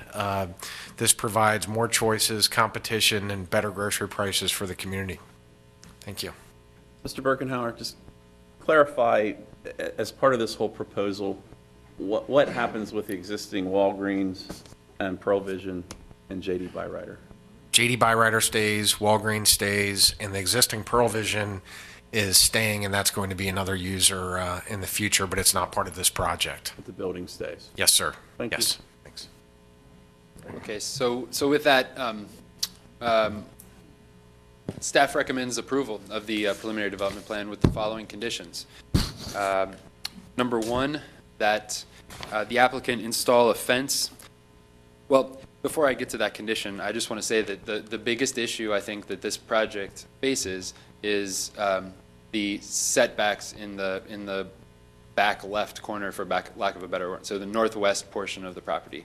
These setbacks, I think, are less than is required by the zoning resolution, and I think that we need to do something very substantial to minimize any impact that this project would have on the residents shown in this map right here. In preparation for this meeting, I had the opportunity to visit the Harrison Avenue store. That store is very similar in that it directly abuts single-family residential. Harrison, Ohio. Yeah. Yep. What did I say? No, you said Harrison okay. Avenue. Yeah. Oh, Harrison Avenue. I'm sorry. Yeah. Harrison, Ohio. Yes. Thank you. Yeah. So it's very similar to this store in that it's located very, very close to single-family residential uses, and Frank and I drove down there to see how they ended up, how they ended up dealing with that. And you'll recall that they have a substantial wall that they have constructed, and the height of which I would estimate 12 to 14 feet, something. It's substantial. The materials are very aesthetically pleasing. I was anticipating that it was going to be a masonry wall because it looked like a mason or stone wall, but when I got up there, it was actually a plastic wall, but it looked fantastic. I went around back to the residential portion that directly abuts it, and I've got some pictures I can show you if you'd like to see later of the wall from the street behind Kroger. And I had an opportunity to talk with actually a woman that lives right there, and she was saying, I asked her about noise and light, and it was her opinion and her opinion only that it didn't bother her, but that was just her opinion. So that informed some of these. That visit informed some of these conditions, particularly the first one, which is that the applicant shall install a fence similar in size and materials to the fence that's used to buffer the Kroger Marketplace in Harrison, Ohio, between the site and any adjoining residentially zoned property. The second condition that I'm recommending is that the applicant shall construct a cross-access road stub and locate it on the property to allow for future connection to the Stone Creek Town Center. And this relates a lot to minimizing any traffic impacts. You've got a major retail destination very close, in fact adjacent, and this is a major retail destination. If you wanted to go from one to the other, you would have to come out the main entrance, take a left on Springdale, a left on Colerain, and then a left back into here. It only makes sense that there be access between these two retail destinations. Now, the reason that it hasn't been shown is that the owner of the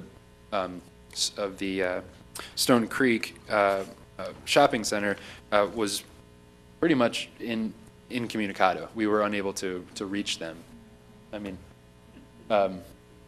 So we haven't been able to get that. But what I want to do is make sure that with this development, we're planning for that time when these two can connect, and that's the outcome that I would like to get.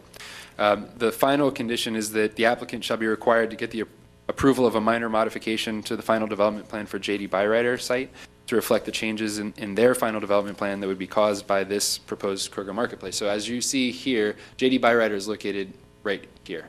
And currently their site goes back to here. So this is going to take a slice off of the J.D. Byrider, and that's a planned development district that's going to modify their final development plan. So we need to address that final development plan also. In terms of variances, there would be two variances required at this stage. One would be from section 14.5.2 related to lot buffers, that the applicant shall be permitted to construct a drive aisle within the 30-foot lot buffer as depicted on the proposed preliminary development plan, and that's where we're talking about that northwest corner. And a variance from section 9.3.7, which is the dedication of common open space. I'm recommending that the applicant shall be permitted to forego the dedication of common open space. I'd be happy to answer any questions. Excuse me. Does anybody on the commission have any questions for Mr. Mills or Mr. Birkenau? I had a couple for Jeff. Okay. Hey, Jeff, it's come up once already tonight on a previous case, but I'm going to ask you again about 9.3.7 and this designated open space. Is your microphone on? Yes, it is. Yeah. Oh, okay. Okay. Can you explain that to me again? Sure. And why you think it's appropriate to waive it, and what the percentage of open space is required based on the size of this development? Yeah.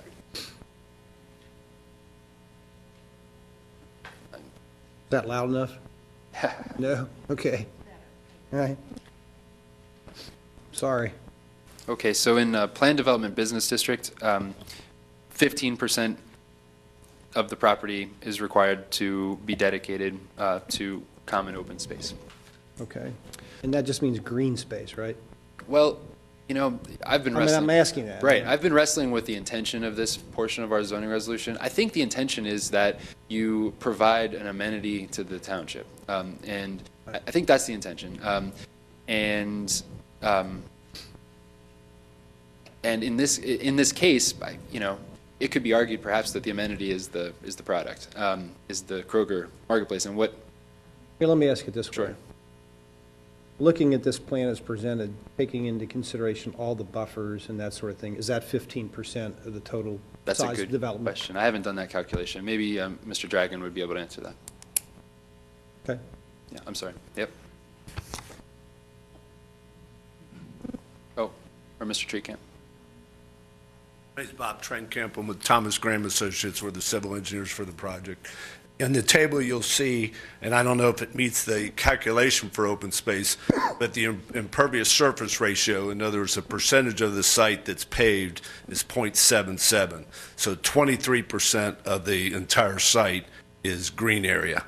That includes the landscape islands within the parking lot. And all the part that you see colored green in that site plan makes up 23% of the site. But does that impervious area include the building? Yes. Okay.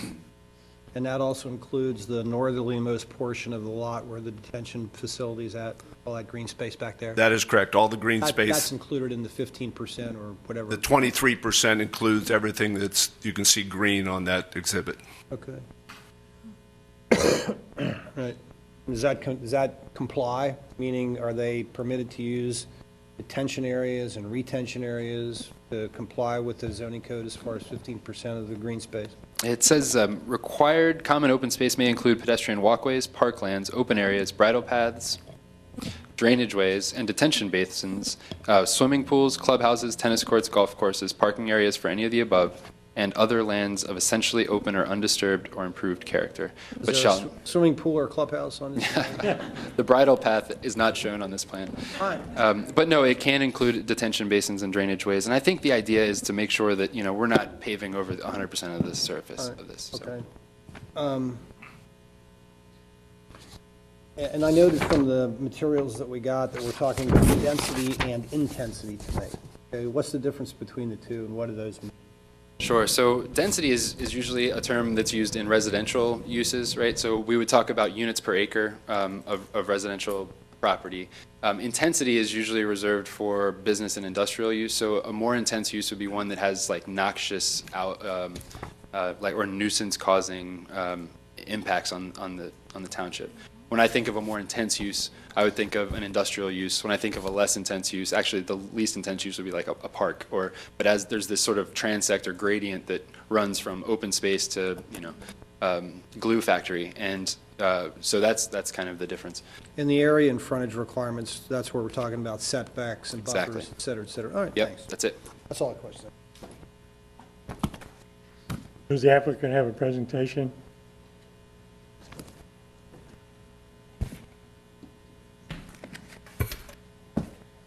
Excuse me. My name is Steve Dragon. I'm with Vandercar Holdings. We're the developer for the project, working in cooperation with the Kroger Company to bring the marketplace development here to to Colerain Township.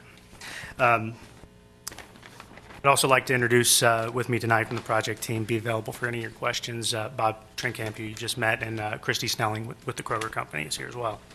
I'd like to, first of all, thank the township staff for all the time and effort they've put into working with us to refine this plan, working through the various obstacles that are involved in making this redevelopment possible.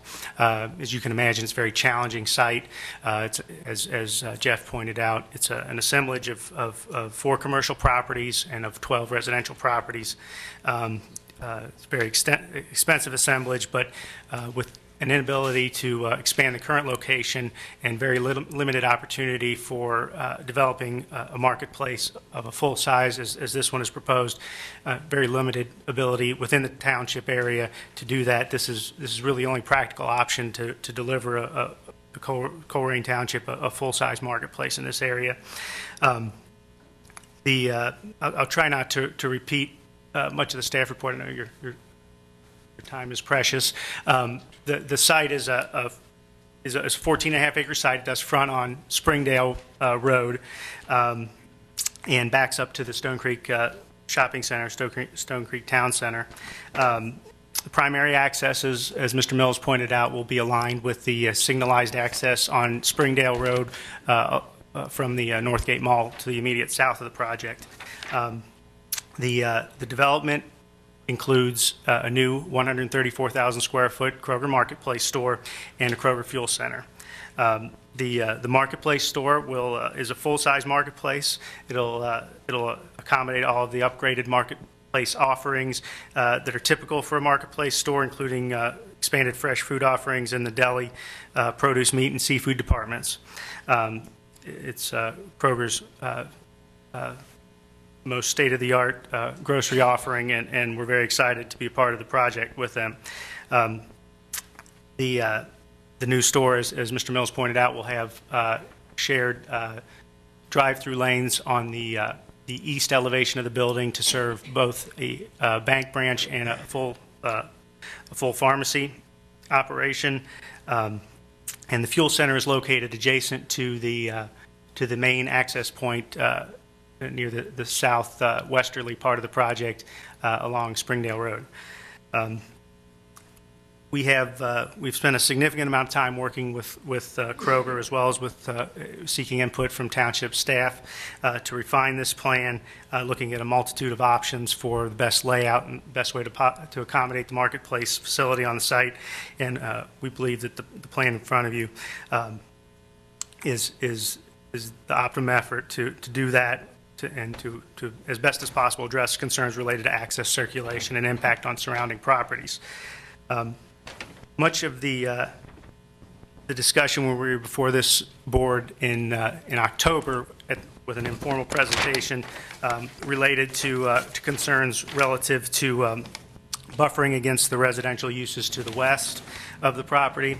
And Kroger is proposing an 8-foot tall privacy fence along that entire line to screen and buffer against the residences, along with substantial landscaping to additionally address that buffer yard. We believe that it'll be an attractive and appropriate buffer yard between the new marketplace and the residences, and we look forward to working with township staff. Mr. Dragon? Yes. On that diagram there, where would the fence that you just mentioned, where would it run from and to?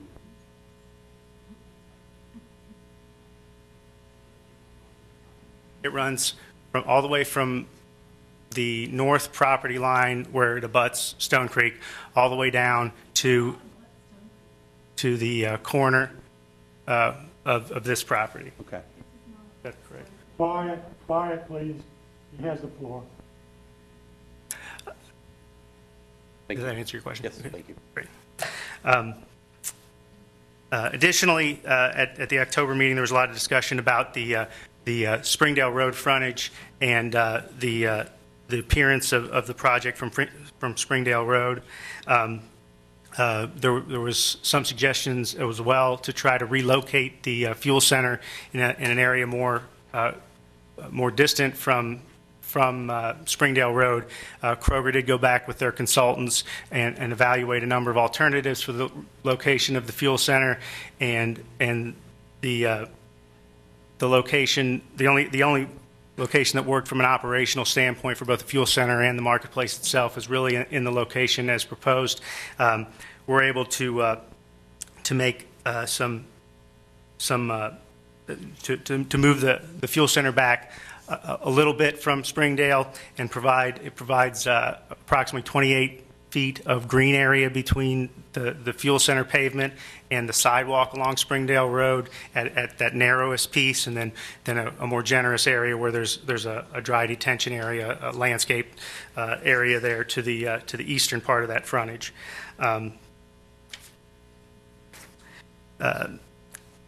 Kroger is committed also to upgrading the appearance of the fuel center, including upgrades from their typical fuel center designs that would include a canopy with brick column bases and brick upgrades to the sales kiosk building to create a very attractive fuel center there. And again, we believe that there's a significant amount of green space that's permitted in that area now that can be landscaped effectively.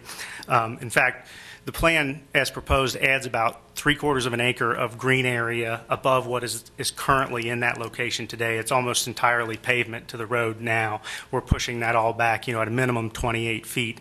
So it's a substantially greener frontage than what is there today. And that 28 is back from the sidewalk, did you say? It is, yeah. All right. Yeah, so there's another 10 feet, I think, to the road or thereabouts. Okay. Yeah. The fuel center upgrade you mentioned, would that be something along the lines of the recent construction out in Fairfield, the Marketplace store out there? The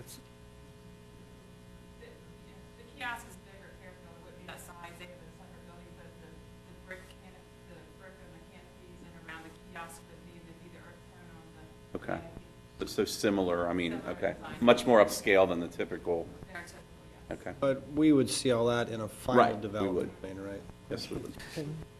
And I know at the October meeting, there were some concerns about rooftop units. There would not be any rooftop units on the canopy that would be visible from the street frontage or from anywhere else. Kroger's also committed to developing the streetscape with the to incorporate the lighting and landscape elements that are similar to the redevelopment that happened across the street along the Cheddar's restaurant, and that redevelopment to the corner of there where there were the street lighting and landscaping was improved. With that, I'd like to address a couple of the staff comments. I guess first I would say we're generally supportive of the staff's conditions. I would like to try to clarify some of the condition language. In regard to condition number 1, there's specific reference made to the Harrison, Ohio project.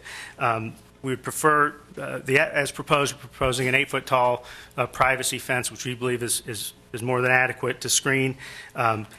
We prefer not to reference a specific project because the fence at the Harrison project it's a proprietary fence material. We would agree to work with Township staff through the final development plan approval to achieve a similar quality and character and look, but we don't want to be sort of tacitly tied to a specific proprietary product that we may not want to use in this project particularly. Well, if you use it in that location, I'm not suggesting it'd be identical. What's to prevent you from using it in this location?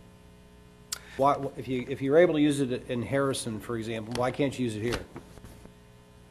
Well, we don't know the particular availability of the product at this time. We don't know what the cost, Right. the cost changes have been, that sort of thing. Right. I'm not saying that, if you put up an Ajax manufactured wall out in Harrison, that you got to use Ajax here. I think the comment at the informal was, you're going to buffer, you got to do something to screen it, and the comment was made about the Harrison stores being one that had a huge buffer and a very high wall that kept it not only traffic, noise, et cetera, but the visibility. So I'm just, just my, okay, all right. Sure, thank you. Again, we understand the desire, we understand the direction. We just like the condition not to be referenced specifically to that project. We understand the character, the quality, and material that the township is looking for, and we can address it in the final development. Even though the wording stages. here just says similar in size and materials too, that concerns me that concerns you. I guess it's just the reference to a specific project where we know that that's a specific vendor It product. gives us at least some idea of what you're going to do, as opposed to throwing a 8-foot chain link fence up. I mean, Well, I guess I would expect, like many details that come up through final development plan, And they that the will. township And would that's have a the fair- ability that's a fair statement. to reject a chain link fence. We understand the comment. We just would like the opportunity to look at options with understanding that the township still has control through the final development plan approval to see that we're meeting the expectation of that standard. With regard to the second condition, this is related to the Stone Creek cross connection, and again, we're supportive of that effort, and we in fact made efforts as well as the township to contact the owners of Stone Creek Township, and did not, and they were unresponsive to us as well. We would prefer that the condition be worded rather than requiring construction of a connection, because we don't know exactly how to construct it. We don't know exactly how it would line with Stone Creek, elevations. Kroger would be willing to agree to a condition similar, stated something like, the applicant agrees to work with the township in its efforts to facilitate a future connection to Stone Creek Town Center. But in order, I don't think it's possible to construct something right now because we don't know where we're going with it. We don't exactly know where it belongs. I think it's a fairly limited amount of construction. We're pretty close to that property line now, and we just like the opportunity to work with the township to make sure it gets built in the right spot rather than to have it as a condition today to build it and install it. So we'd ask for your consideration of that piece. And then I guess it's not listed in the condition, but based on the previous discussion about emergency access earlier in the meeting this evening, and because it was raised as an issue at Hamilton County Regional Planning Commission, because the project does eliminate access to the Dornbush subdivision via Yellowstone Drive, the only access is then off of Springdale Road. Kroger would be willing to create an emergency access corridor through the back of the development to where Yellowstone would be terminated here, so that you could get emergency service vehicles through that corridor, create a secured fence that the fire department or the police department would have access to unlocking whenever they might need it. If that's a concern here, and if that's something that the safety services folks feel is necessary, we'd be willing to work with them to create that secondary point of emergency access for this project as well. So I just wanted to put that out there, that we have discussed it internally, and it's something, if needed, we'd work with the township to accommodate. In closing, I think we feel like this marketplace would be a tremendous asset to the community. We think it'd be a first-class amenity for the township's residents, and with that, we ask for the zoning commission's recommendation for approval of the zone amendment and the preliminary development plan that's in front of you tonight, and in hopes that we can move forward into the final development plan design phase here immediately following. So thank you for your time. We'd be happy to answer any questions you might have. Mr. Taylor, do you have any questions? Not at this time. Mr. Timming, do you have any questions? I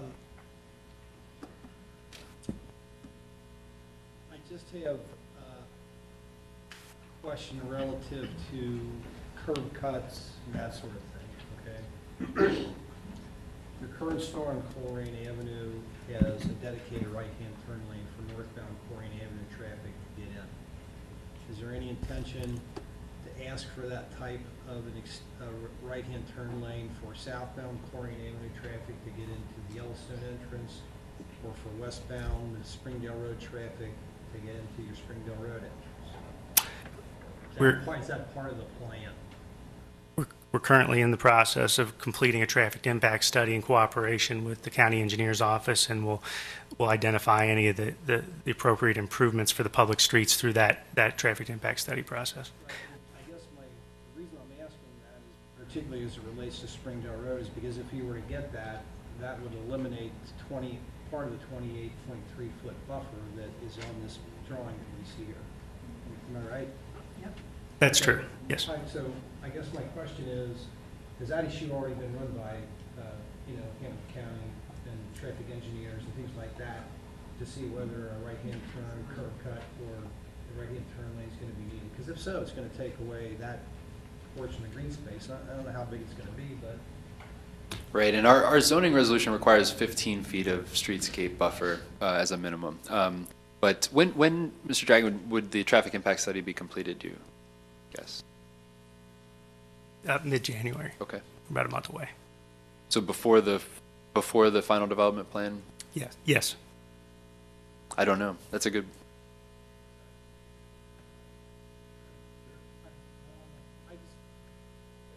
If I can add to that, Mr. Temming, there, as part of the plan, we are dedicating an additional 10-foot of right-of-way to conform with the thoroughfare plan.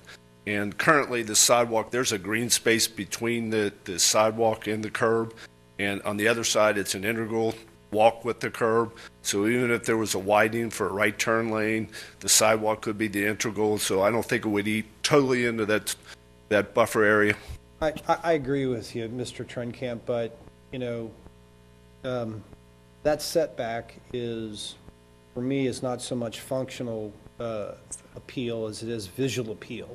Understand. So, you know, I know where the property line's at, I know where the right-of-way runs, because I can see it on the drawing. Some guy driving down the street doesn't see that, he just sees 15 feet of grass between the sidewalk and your fuel station. So that's the reason I bring it up. My point was with the modification, I don't know if it would go back a little bit, but I don't think it would eat up much of what's shown. All right, okay. I just wanted to know if that was, it was going to be part of the plan that we're going to see if this passes tonight, you know, in January, February, whenever you're going to come back. Okay.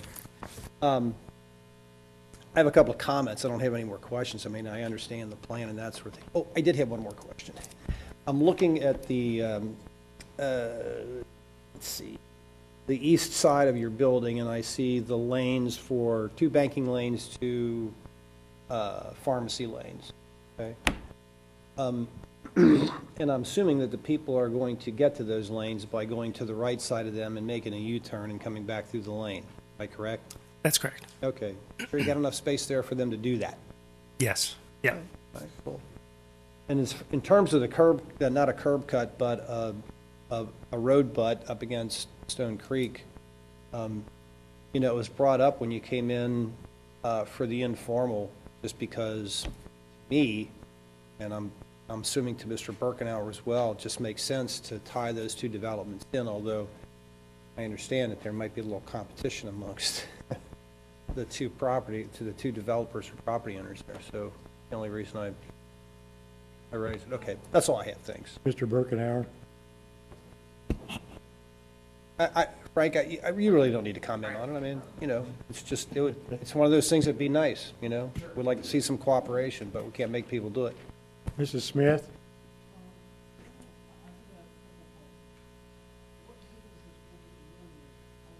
Understand what's going to be there and what's not going to be there anymore. Existing businesses? Correct. There's currently a Sipsey Klein real estate office. There is a Goodyear tire store and Minuteman Press that will no longer be on the site. We're looking for relocations for those within the area, for all those businesses to remain in the area, but don't have final destinations for those today. Oh, sorry, the Fifth Third Bank branch, it sits sort of towards the back of that site, will be incorporated into the marketplace.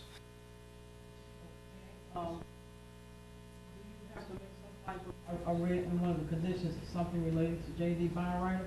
Can you explain more about that? Yes. Jeff, would it be possible to show the other proposed slide, but without the color? I know it's a little difficult to see. The Byrider property extends further to the west and into the sort of that area where the highlighter is, and into the Kroger building. So we're clipping off the back corner of their back storage lot and reorienting the parking. We have an agreement with them to do this work, and so part of that modification will be done concurrent with the development of the Kroger marketplace. Okay, my last question is, in Harrison, they have a project, I guess, similar to what you're proposing? There's a marketplace in Harrison, Ohio, yes. Okay, have you heard any responses in reference to residents' remarks from the project that's there? I haven't specifically heard responses to that project, no. Generally, the marketplaces have been very well received by the communities in which they've been developed, and we would expect the same here.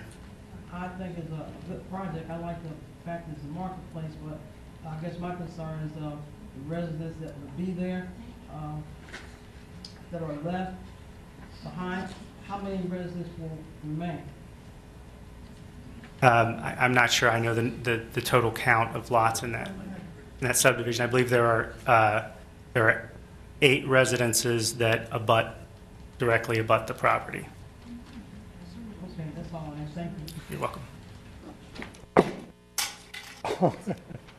Okay, the chair will entertain, I have a question now.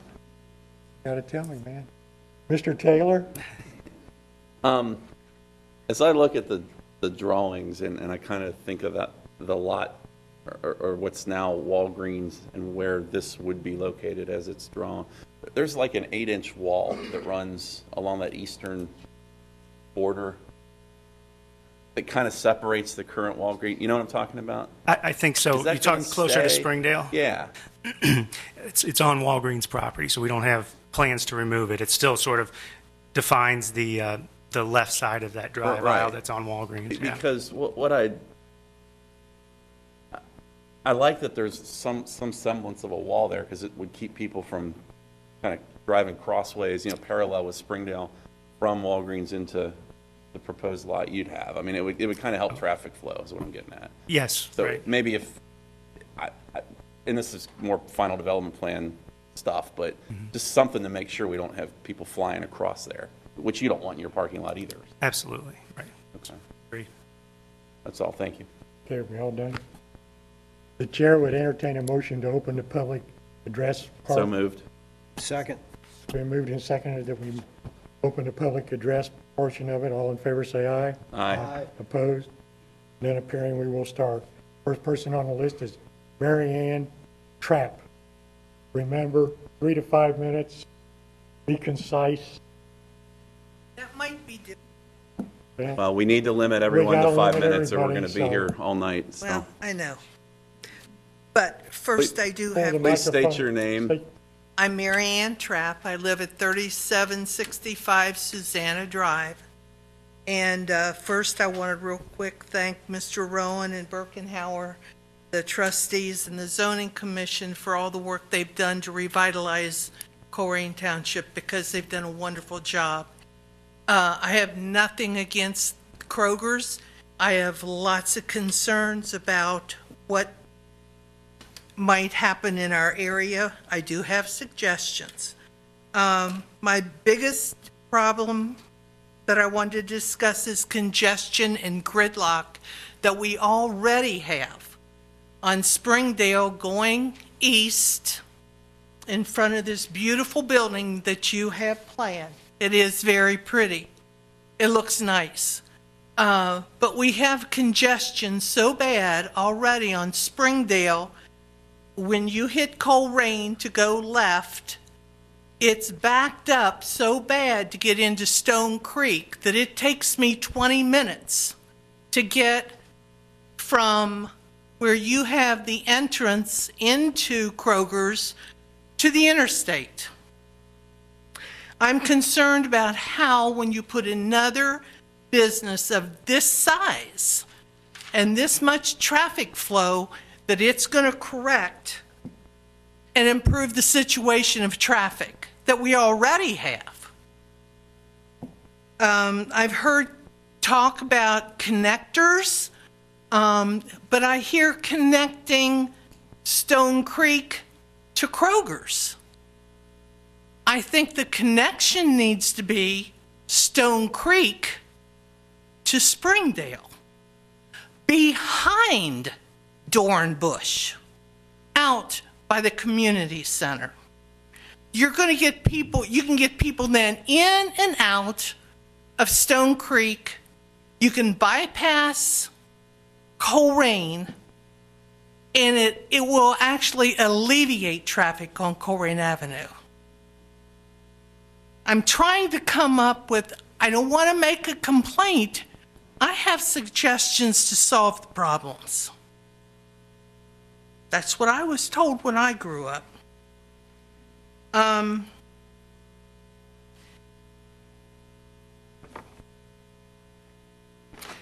Safety, we've talked about that big time. You're taking an entrance into our subdivision, Yellowstone. Yes, those people were happy to be bought out. I would too. Because, first of all, you took away all the woods, and they're backing up to Stone Creek. Now we have residents that are going to be backed up to Kroger's. We have one entrance.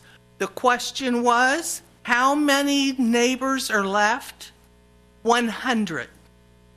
We have 100 people in the subdivision left with one exit. And there is no secondary exit or entrance into the neighborhood.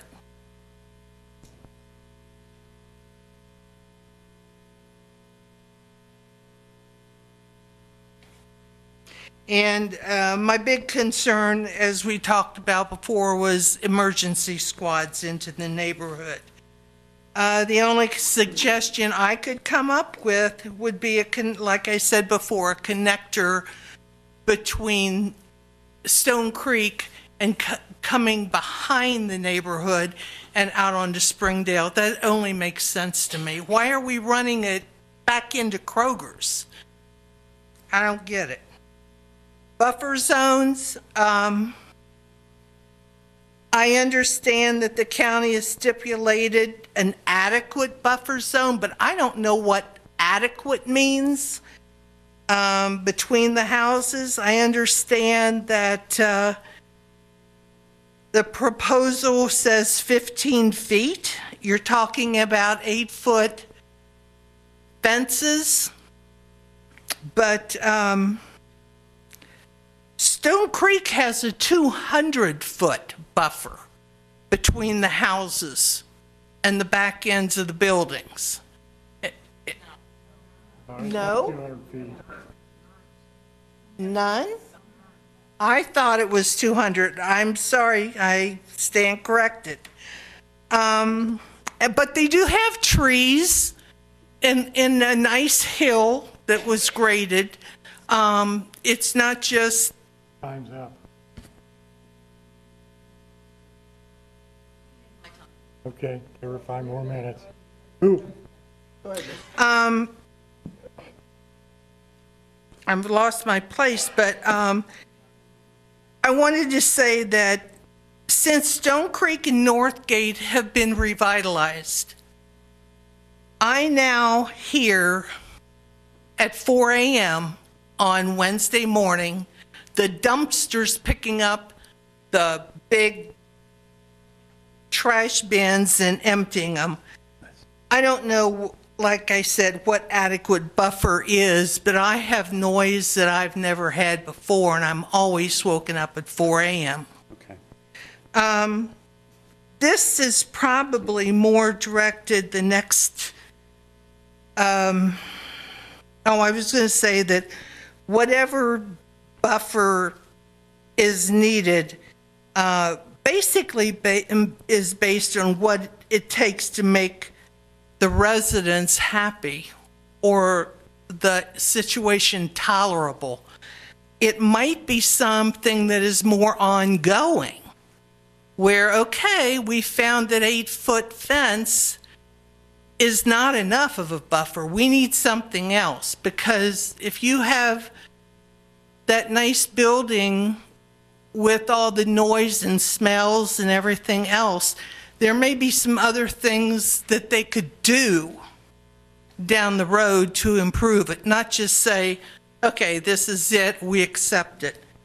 The next thing is, I think, more related to the trustees, but I'm going to go ahead and say it. Transparency has been an issue. It's a big word that we use now in government, but I don't see that this plan has ever been transparent to the residents of Dornbush. Only a part of the community was notified of this proposal and zoning change. I know that by law, that only a certain number of feet back, then the residents had to be receive certified mail. But my question is, why aren't I considered, I'm a part of the subdivision, why was I not considered in the first mailing rather than hearing second and third hand for the last year that something is going on? There is a perimeter that is required that we notify the people. By law. By law, you were outside But the perimeter. When I worked, and I was required to do the minimum, but I was expected to do more than the minimum. Ms. Trapp, but we're not here to reevaluate the law and all. We follow. I'm just saying, don't I count? That's why we're having a hearing tonight. And that's why you're getting more than 5 minutes. And in fact, your second 5 I'm minutes is up, taking, so- Your second 5 I'm minutes taking is up. somebody else's. Okay, but we can't keep continuing this on. And I'm now taking, because I have things to say. Ma'am, I understand that, but everyone has things to say. Thank you. Next on the list is Brenda Augustin. Okay, that's your time? Okay. Thank you. Thank you. Okay.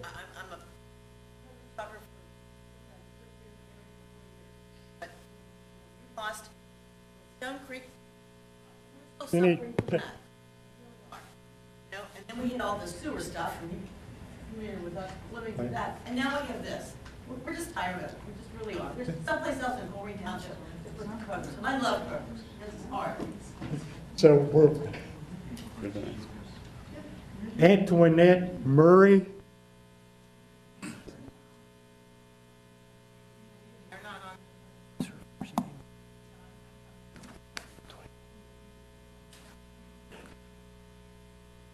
Is there a Annette Murray? Annette Murray? She's coming, okay. Oh, I'm sorry. Okay, I'm sorry. I'm 66, I'm getting there. Thank you so much, and I appreciate the time.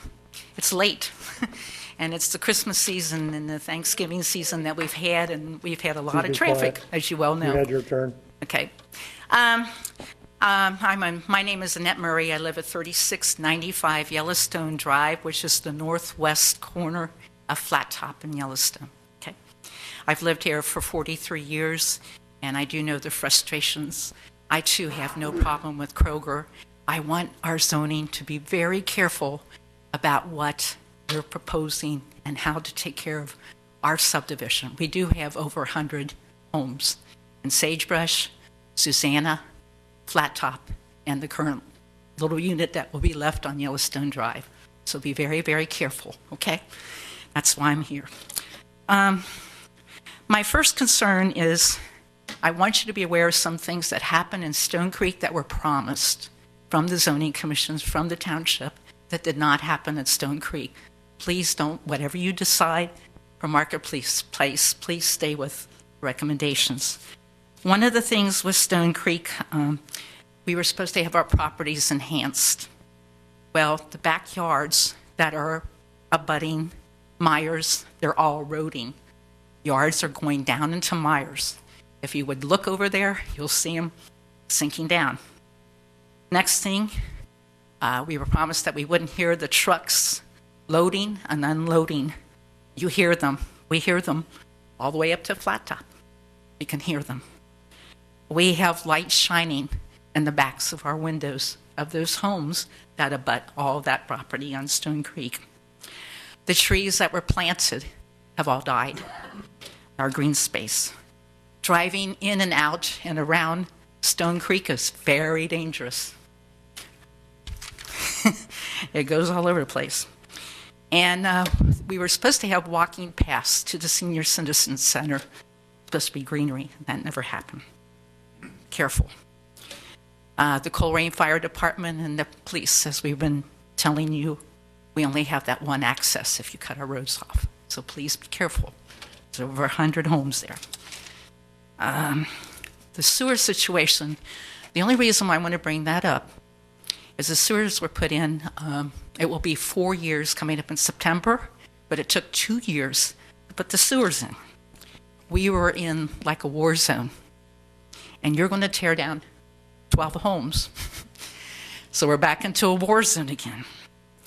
We had over a year of horrible, unsafe road conditions, and at that time we had both ways out. Okay, so you're taking one way out of the way. Our homes viciously shook with the drilling and digging as they went 22 feet down to get the lines in. And sometimes that roadway collapsed because it couldn't support that. And so they had to spend longer time putting those lines in. The houses were full of dirt. We actually were watering the streets because the dirt was flying way over our homes. We couldn't open the windows. We couldn't be outside. Our yards were torn apart. You couldn't even hardly buy down the road. The construction vehicles were all around, all that stuff.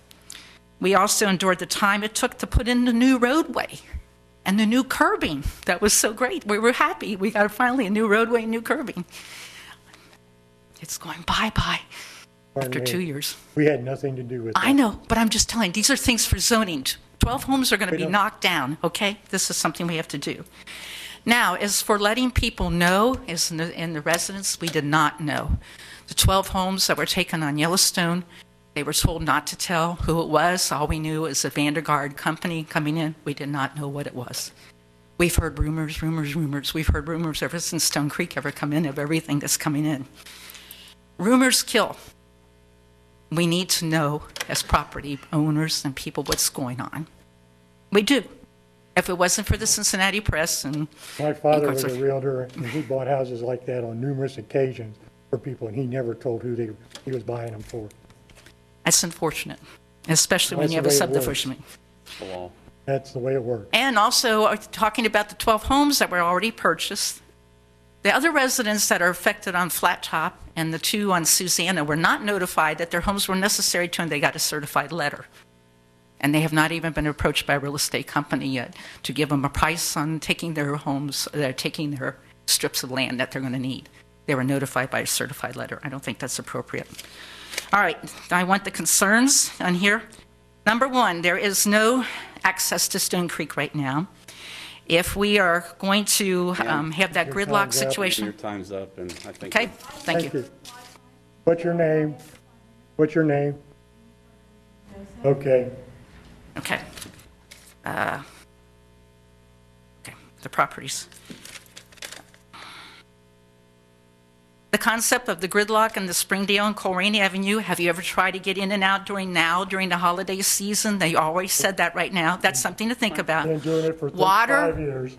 not like it is now. Oh, yeah. Not since you built Stone Creek in there, Oh, and yeah. you're going on, oh, my dear, you better get out there. We live out there. Next thing is the water runoffs. This is very serious. We never had any water in our basements or anything until we started getting these projects coming in. The concrete, the blacktop is running and is coming into our buildings and our basements. I know my husband's built a 200-foot piping to go in so our basement would not get flooded at our old house at 3689 Yellowstone. I just moved right next door. Not too smart, but I love it there. And the next one, what are the short-term and long-term plans for this subdivision that's slowly being destroyed and hardly any homes left having any resale value? Who's going to want to fix up their homes? We have burglars and robbers running rampant in our yards. We have helicopters flying all around. Ma'am, none of that is relevant to the discussion about... Okay, what other stores will be added to the Kroger Marketplace? If you go on Harrison, Ohio, there's other stores. There's a strip mall. I've already heard Springdale Avenue has been brought. 4 homes on Springdale have been brought down to Flat Top.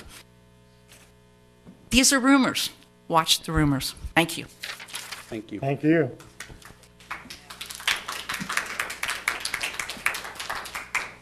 Steve,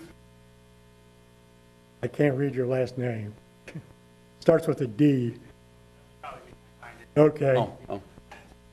Phyllis Clark.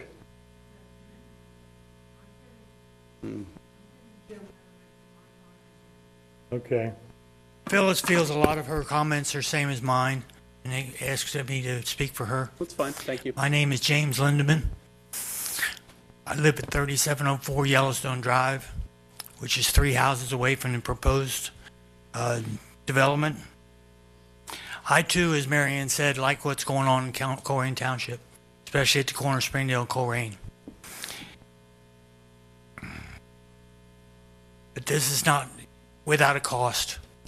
And the cost is to the residents of Dornbush subdivision and extremely heavy on the residents of Yellowstone Drive. As you were told, we've endured sewers, we've endured the expense of the sewers, we've endured Stone Creek, which eliminated or which devalued our property. We've got houses next to mine that have been sitting there for 3 years vacant because they cannot sell them. Used to be a great place to live. Now it's not. People are looking for places to get out of.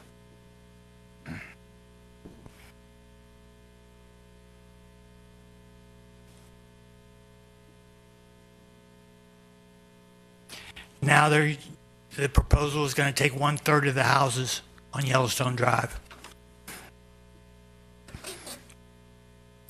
We've been enduring the noise and aggravation of Stone Creek in my backyard. Used to be woods. Now all I hear is beep, beep, beep when the trucks back up, when they set the air brakes. The truck traffic in and out as they shift through the gears. Now we're being asked to do this again, double on both sides of us. As Annette said, the new roads we waited so long to get in are going to be probably destroyed from construction traffic. If there's anything that can be done to keep them off of those roads, make them all on Yellowstone or on Colerain would be great.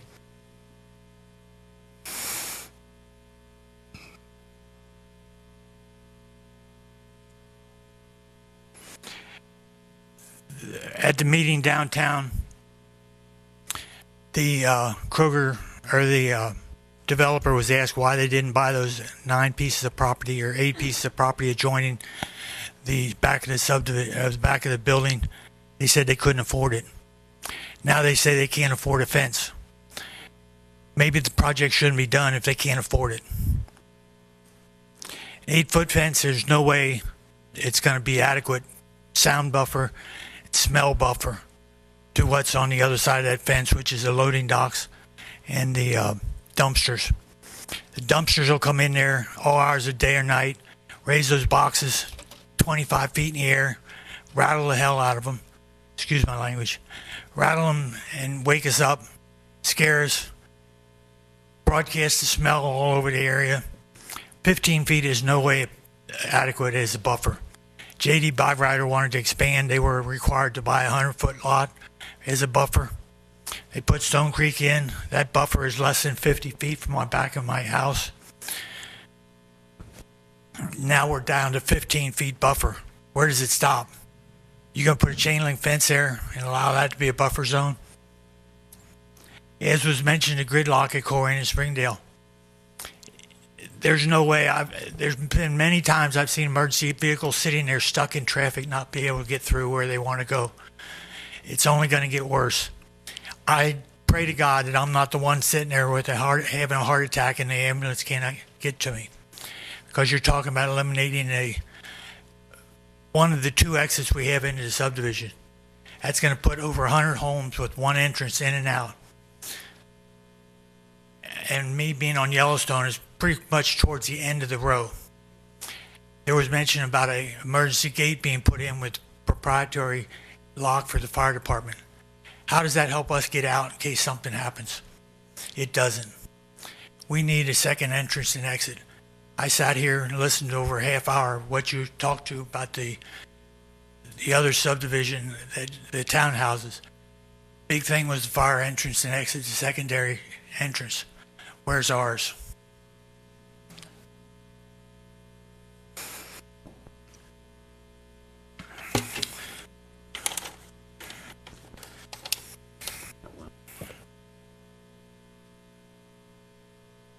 There's going to have to be something done with Wyden, Colerain, and Springdale. There's no doubt about it. And the only way it's going to be is on the Kroger side. You've got your Colerain Memorial, you've got Cheddar's, you're not going to take that property. The only place you have to expand to Wyden Springdale Road is on the north side, which will eliminate what little green space they're talking about, which is silly. And then you're adding a gas station there that normally people go to because the prices are cheap. You got a new Shell gas station across the street. That intersection is going to be absolutely impossible. There's going to have to be major changes to that intersection to make it safe. I do think the development will be good for the community. I'm not against the development, but I am against the proposal of what they've got.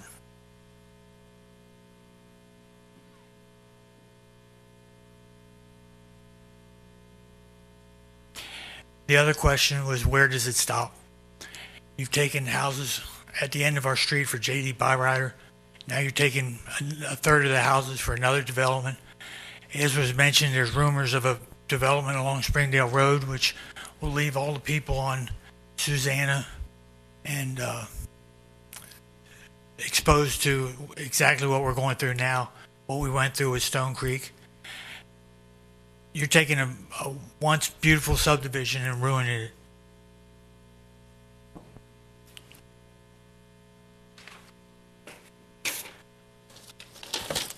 I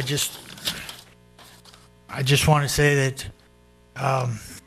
there's major concerns to the neighbors that you need to think about. Safety concerns, living conditions. How would you like to be living behind 15 feet behind a building that's got dumpsters rattling and trucks coming in and out, and forklifts beep, beep, beeping? I don't think it's fair to us. Our property values are garbage now. There's houses, we're not going to be able to sell our house. With that, if there's any compensation we get for that, I know this is going to go through, but if there's any way we can receive compensation for that, that would be welcomed also. Thank you for your time. Thank you, sir. Thank you. I do have a question, and I hope I'm not out of line, but it may alleviate some of their concerns. But when if this were to go through, and you start tearing down the houses that are going to come down, can it be done in a manner such that you keep the construction equipment and whatnot off their streets and do it all on the lot that Kroger's, buying? It would. Okay. Okay, good. I mean,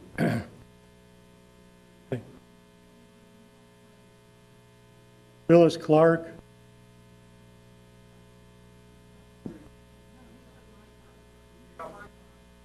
if you want to speak, come forward.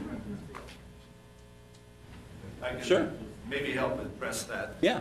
I think one of the things that could be done, as he mentioned, the privacy fence that would be along the property line, that could be done right in the beginning of the project, even before the demolition started. That fence could be constructed early in the project. Okay. No one has said it's going to be 8 feet. That's just up for discussion. It may be 8, it may be 25, who knows? That's not been decided yet. Bob, can we, They're saying they're gonna do this buffer, however, they didn't do it for Stone Creek. This gentleman down here has lost a good part of his yard because they didn't do what they should have done. So how can these people that are gonna be left believe that they'll be taken care of? I can't answer that, but this is a different No, development. neither can they. And these Can- houses have lost all your value. These people cannot sell. excuse me, Oh, can we 200 go trees are on, gonna come down. please? Who's next? Bob Cox. My name is Bob Cox. I live on 3780 Susanna Drive. I've lived in the Dornbush subdivision since 1977. I'm offering the minority view tonight. I support the project. All right. A pragmatic view is that I believe that it's inevitable that this corner is going to get developed, and I believe that a Market Street Kroger's is an excellent choice. We've had rumors of hotels and other things going in there that I think would be less desirable than a Market Street. That would also bring 100 jobs to a community that could use those jobs. My view is that the perimeter wall was inadequate, and I support that the Harrison Kroger's is at least a model of what we'd want to go with. I am sympathetic to my neighbors that are on that perimeter. I think everything that can be done to improve that situation is worthwhile. I am concerned, my biggest concern is the traffic congestion. I'd offer a couple perspectives. First of all, the problem at that intersection is you can't turn north onto Colerain because it's already backed up to the intersection. That's totally different. But my suggestion is, right now there is a right turn lane in between Pearl and the old McDonald's. That is a right in, right out. I believe that that is also part of the problem because people coming eastbound on Springdale are trying to turn in there and they clog the left turn lanes. So if that curb cut was eliminated or it was no left turn, that would improve the situation because now you have a queue with 2 long lanes that are turning northbound on Colerain. You're talking about the curb cut for the Walgreens or the one that's there for the... I'll call it the Walgreens. There's one for the Pearl, which is really a separate building, but the one between Walgreens and McDonald's.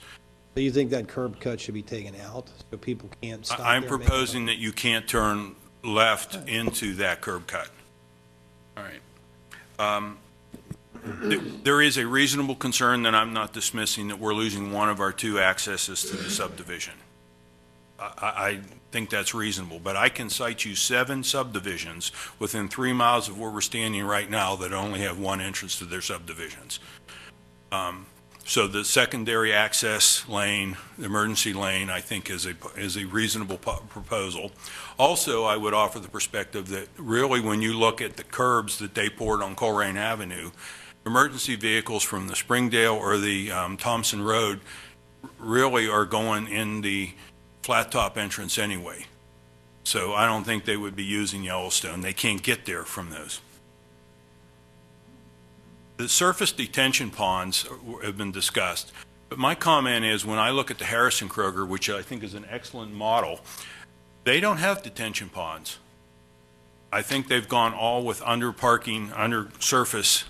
Is that a possibility here? It may be cost prohibitive, I'm not sure, but I challenge us to consider that. My last comment is, and this is modified from where I started, but Mrs. Smith, I want to commend you. When I went back to the Waycross community media and watched the last meeting, you were the only one that raised any concerns about the residents of our subdivision, and I want to commend you for that. There was, in fairness, there was a lot of verbiage about the aesthetics of the frontage and the offset from the look of Springdale Road. Nobody seemed to make any comments about the concerns for the citizens in our community, and I wanted to suggest that in the future that it should at least get equal attention. Thank you for your time tonight. Thank you. Thank you.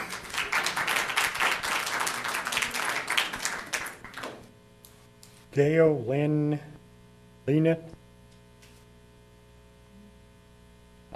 I want to make a comment. I hear a lot of people talk about traffic congestion, and I share that concern too. I agree it's not good today. There is a traffic impact study being done as part of this whole development. Kroger and the state will work together to make improvements as necessary. We as Colerain Township can't really facilitate any changes on Colerain Avenue or on Springdale Road because they're not township roads. So just keep that in mind that people want to tell us a lot to do something about traffic up there, but we really don't have that jurisdiction to do anything about the traffic up there. Now for one more comment. Sure. It is a reasonable question to ask how Stone Creek ties into Northgate or to Springdale. My concern is if we insist on that, though, the topography really doesn't allow that road to go behind our subdivision. The only real obvious choice in my mind is you connect with Flat Top. And that would mean all that traffic would go right through my subdivision, and I oppose that. Okay. How about Jennifer Whitaker? Okay, thank you. Sandy Gosselink? I'm sorry if I messed up your name. I'm Sandy Gosselink, 3754 Susanna Drive. I just hope that you all would take into consideration what everybody else has said, the neighbors whose property values are losing. Anything that can be done to boost them up and make it a better place to live would be appreciated, traffic-wise, barrier-wise, what have you, because, as other people have said, we've had a couple bad hits already on our property values. And the other thing is that, you know, a connector to Stone Creek, it would be nice if we could use it too, but that would probably lead to a cutoff, I suppose. I mean, if we could get there from our subdivision without having to go out on Colerain, that would be wonderful for us if it didn't lead to people cutting through our place. So, and the extra exit is a concern too. That's all. Thank you. Thank you.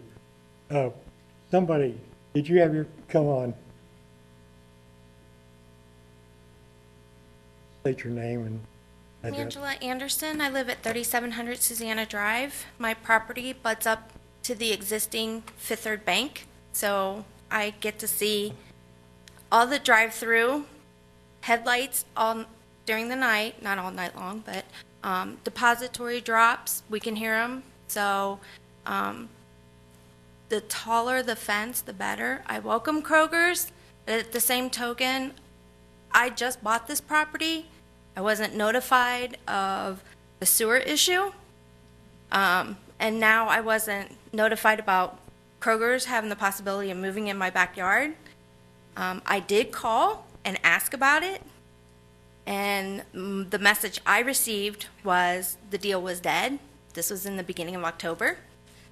A week later, it's all over the news. So that was very disappointing to hear that someone just lied basically to me and said, the deal was dead, don't worry about it. You're not going to get a Kroger's in your backyard. I have 2 grandchildren. This is why I brought this property. This is going to be our dream home, our retirement home. We just built a swing set, a sandbox for them to play in the backyard, and to have all the construction, the noise. We want consideration for a much taller buffering. I'm with everybody else. The traffic, I can't even come up Colerain Avenue to come home. I work downtown. I can't even come up Colerain Avenue anymore during the holidays. I have to come around the long way. My other concern is the fuel center. The fuel center is closer to the residential area. I want to know what safety precautions are put in case of an accident or an explosion. Noise, safety during the construction. And once again, I'm with the rest of the residents. I'm happy for Kroger's to be there, but I'm also concerned about only having one access road in and out of our neighborhood for emergencies especially. That's about it. Traffic, once again, we've already been through that, so thank you. Thank you. Okay, is there anybody else? I just have 2 questions. This is a done deal. I mean, it's going to happen no matter what. Right. So I asked the Kroger people, asked you, I mean, you done? No, that's why they're here. I can describe The other thing is, have you looked at other areas besides our exact area that's bringing place? I mean, you know, what about where the existing Kroger's is right now? Buy up those buildings. You know, I just don't understand why it had to be. You had plenty of time. I took 2 people, and I had the third to give me another 5 minutes, and he told me to be quiet.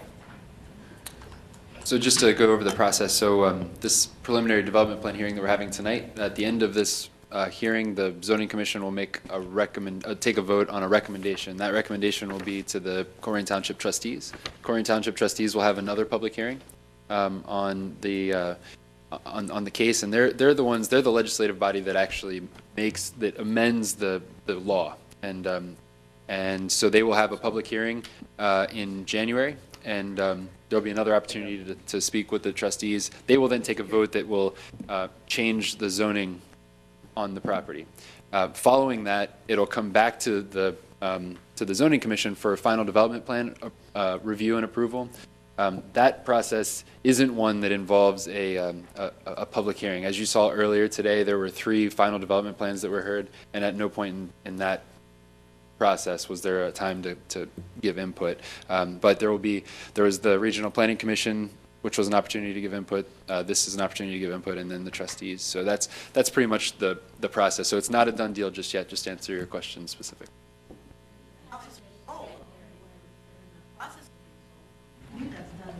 There's a contract. That's a- The date for the January meeting. Ah, yes. So the trustees, earlier this evening, the trustees set a public hearing for January 13th. And that'll be in this room. That's the trustees, yep. And that'll be a public hearing, and that'll be January 13th. And then January 20th will be likely the final development plan hearing for the case. Do you expect to come back that soon with final development? Okay.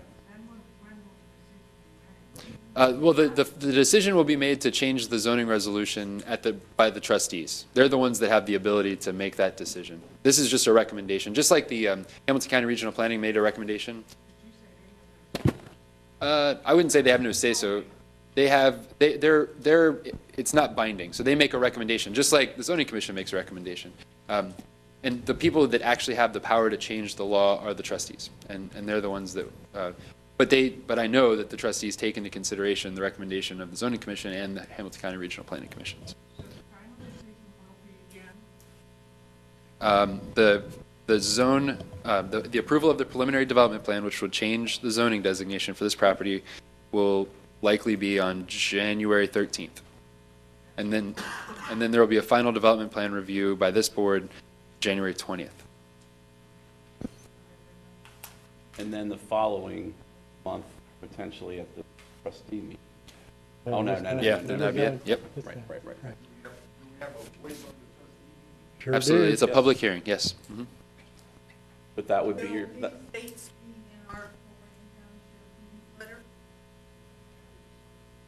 Have a website. yes.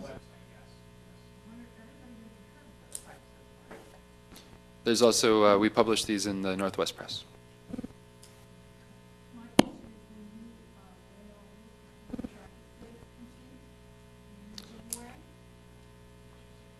I'm sorry, I didn't hear you. Yeah.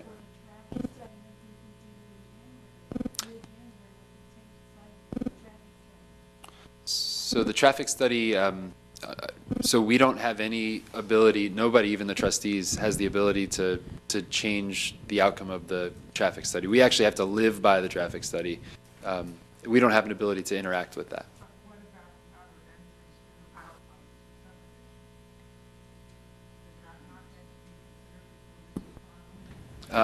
The site, so one of the options that the zoning commission could make is to include as a condition the, whether they're knockdown bollards or whether it's a gate, and some sort of means of access, emergency access to this, either the Dornbush subdivision or vice versa coming back. In my opinion, there's positives and negatives to that. On one hand, you have greater access by emergency vehicles. That's true. On the other hand, you also have a more permeable, barrier, right? So people can walk in and walk out of. So it's a trade-off that you have to make. The difference, I think, between the case that we heard earlier and this case is that on Wesselman Drive, that single access was in a flood zone. And that was that's a dangerous situation, I believe. In this case, there are several subdivisions that have only had one means of access that have been recently approved, Trails of Thompson, Magnolia Woods for one, and a number of others that have one means of access into it. So it's a trade-off. The point that I'm trying to make here is that it's a trade-off to have that permeability between this subdivision, the subdivision, and the marketplace. And that's something that will have to be weighed. As I did the analysis, I don't live there, but as I did the analysis, my community, I would honestly prefer to have that as a harder edge and prevent people from walking through there. At this time, unless there's anyone else that's signed up to speak that hasn't spoken, I'm going to make a motion that we close the public portion of this hearing. Second. Been moved and seconded that we close the public portion of this hearing. All in favor, say aye. Aye. Opposed? Motion carried. Mr. Mills, I have a question just on timing of all this, and Yes. it may be kind of to where this lady was going. If the traffic study is not complete, but part of the final development plan hinges on whether there's a turn lane into the development, and we don't have an answer to that, how do we view a final development plan? How would you, maybe I would defer just for a second to creative solution from maybe Mr. Trenke. Maybe he's seen this happen in the past.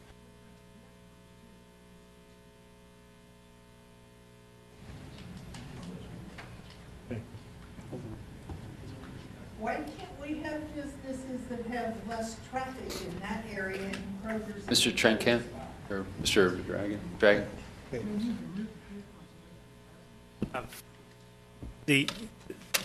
I expect the final development plan would be conditioned on compliance with an approved traffic study, which we would, of course, agree to. If the concern is the amount of green space between the pavement and between the fuel center and the road and the curb line of Springdale, there would be some loss in green area, but I think as Mr. Trinkamp pointed out, it's probably on the order of something like 5 or 6 feet, given the modification of the sidewalk. It'd probably be a 10-foot turn lane if it's required, and we at this point don't know that it would be. So again, we believe it'd be a minor impact. Any of the improvements would be done in the area that's shown as dedicated right away, and so I don't see that being an obstacle to moving forward. And I think the answer to the question, the solution is, and we hope to have the traffic impact study prior to the final. If it's not, I think your approval can be conditioned that we comply with any of the recommendations of the traffic impact study. Yeah, but what if we don't know what those recommendations are and we don't like what the recommendations are? We don't have to accept the recommendations of the traffic study. We're not bound by that. Well, I think they would have to put, like, if Hamilton County required a turn lane, they'd have to put in a turn lane. And then the question becomes, what impact does that have on the streetscape and the landscaping and all that? Would you have to scooch everything back? That's my, excuse me. That's precisely my point. Right. The traffic study may affect some other facets of this development, unless we know what that is. I mean, really. I mean, I've heard this argument about transparency tonight, and I happen to agree with it. Sure. Now, one way that perhaps it could be handled is through a modification to the final development plan,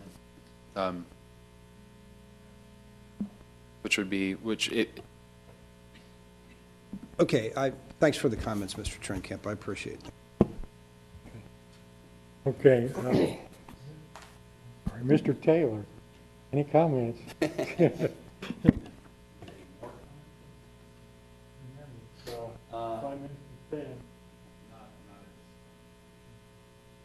Mr. Tammy. I did have some comments, but I had two more quick questions for Mr. Mills. Attached to our materials were, number one, a November 13th letter from Hamilton County Planning and Development signed by Mr. Islam. Yes. Okay. And to me, that was a lot of language having to do with stormwater yes. Handling and that sort of thing. Okay. There seem to be a lot of conditions in here that this development has to meet before the development will go forward if it's approved by the trustees. Did I get that right? Yeah, I'd say. I mean, as it relates to stormwater. Yeah. And actually, as I read this thing before you know, after I received it last week, I mean, it all seemed like pretty complicated stuff to me. I'm not a stormwater guy, but, okay. I just want to make sure that those were conditions that would have to be met. Have to be met regardless of whether you included it in a motion or not. All right. And I also see an email from Steve Eberts from, looks like probably Hamilton County Regional Planning. Did I get that right? And he's talking about erosion prevention, storm pollution prevention. Soil and water conservation. Yep. Yeah, right. Okay. Again, some conditions that are going to have to be met before this plan can go forward. Okay. Yep. I see Mr. Trenkamp nodding his head, so as long as Kroger agrees with that, I guess it's okay. Yep. All right.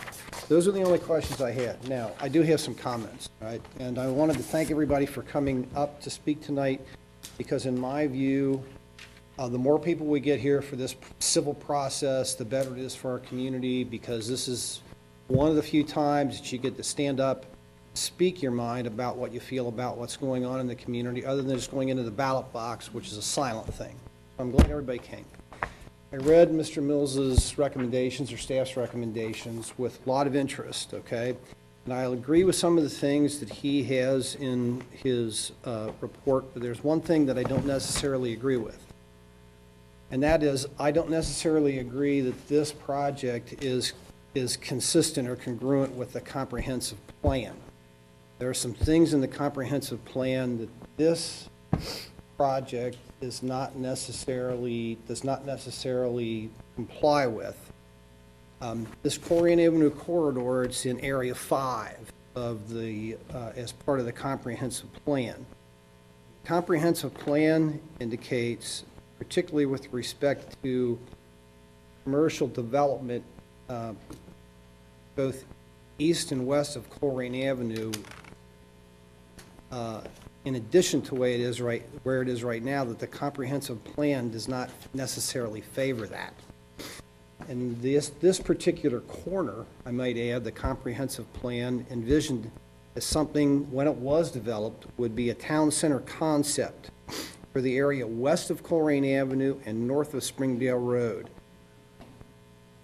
That's this corner.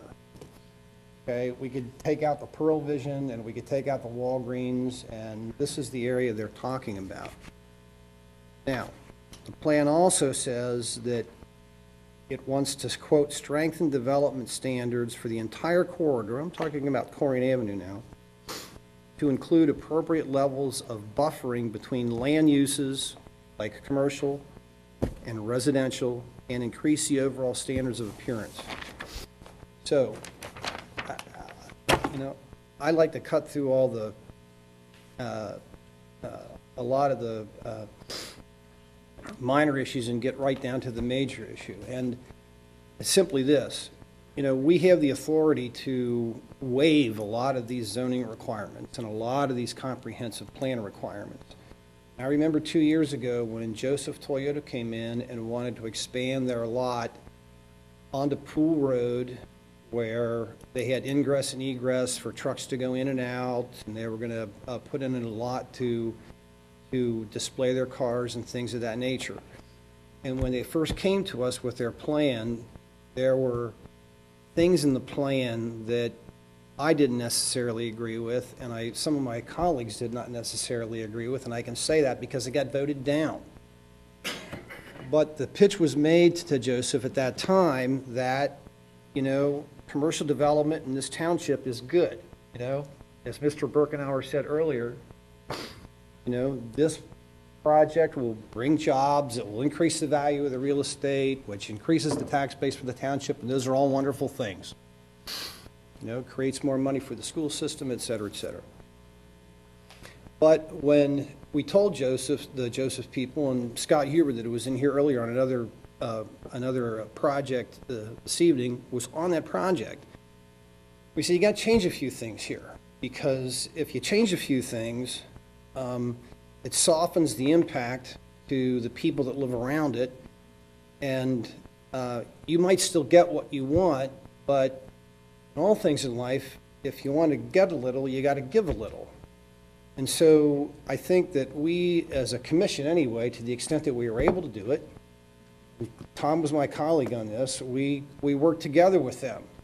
We said, you know, bring down the size of your light posts from 22 feet to 12 feet.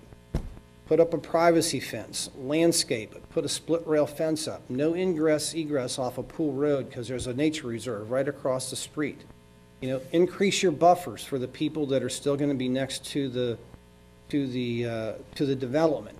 And, you know, it was amazing to me, they came in and they agreed to do all those things, okay? Now, they didn't get everything they wanted.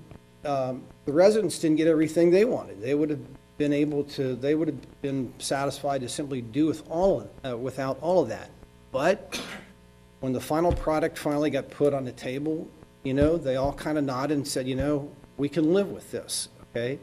Now, this is a major project, and I will say that the people in the subdivision, you know, you're probably still not over your Stone Creek hangover, and I have sympathy for you. I mean, I really do. Okay, now, I'm able to say this. Please. I'm not saying this in my defense. I'm just saying that I wasn't here when Stone Creek went down, okay? And maybe there were some things that had to change in Stone Creek, but didn't. But I will say that I think Stone Creek, I remember what used to be there, was a big benefit to the township. Now, I think everybody wants this Kroger store to come. I think everybody's excited about a marketplace. I think everybody's excited about the products that they can get there. When I first looked at this, I thought 133,000 square feet, that's a lot of square feet. But, you know, if Kroger's is willing to do it, and we can do it right, you know, it's going to be there a long, long time. If we can partner with Kroger's and with the community and kind of do everything so the Kroger's can get what they want, and the people that are affected by this most, I'm not going to be affected by it. I live 3 miles that way. Okay, right? But if we can work a little bit together to try and get everybody what they seem to need to get this deal done, it can happen. All right. That's the lecture. Here's the comment. When Kroger came in last month with the informal review, I basically said, and a couple of us said, increase the setback from Springdale Road, but you got to do something to really buffer these residences, okay? And I will say that this plan, while I like a lot of things in this plan, okay, I don't see the adequate buffering for the residences on the west end of this project, and I'll be specific. I see a 30-foot buffer at the south end of the parking lot, but as you go further back alongside of the building, that buffer goes down to 19 feet. That's the difference. That's the distance from where I sit right now to the edge of that big screen is 19 feet. The reason I suggested to the representatives from Kroger last time I was here about the Harrison store is because my mother-in-law lives right behind it, okay? And I go by that buffer twice a week, and I think it's great. They did a fabulous job with it. They accommodated everybody. Every time I've been there, I've never seen the building, and I've never heard a truck, and believe me, as old as my mother-in-law's, I've been there all times of the day and night. So I feel that there needs to be more of a buffer to limit the effect that this project is going to have on the surrounding residences. I understand there's going to be a period of construction where there's going to be a lot of dust and there's going to be a lot of noise, and to be honest with you, I can't do anything about that with my vote. Okay, that's probably going to be a reality. But if I'm asked to approve this tonight as is, I got to tell you my vote's no, because I don't see an adequate buffer here. That's my biggest hang-up here, okay? An 8-foot fence, when you have a 30-foot tall building that's just 40 feet from the property line, it's not going to do it. So now, I know that in the scheme of things, Mr. Trent Camp, I may be asking Kroger to reduce the size of their building from 130,000 to 120,000. I don't know. You know, I'm not suggesting it, but it would seem to me that the footprint that you propose here and where it sits on this particular lot, to get that buffer, something's got to give. Something might have to move. I'm not sure where. That's not my area of expertise. But that's my thoughts on it. The last couple of comments I might make is, hold on a second. This business of connecting Stone Creek to this project was just a suggestion, and I'll take the blame for this, that I made when they came in for their informal review a month ago. I don't think anybody expects it to be a reality, and since Mr. Birkenauer doesn't have it on the drawing board, I think you can conclude that it's not going to be a reality.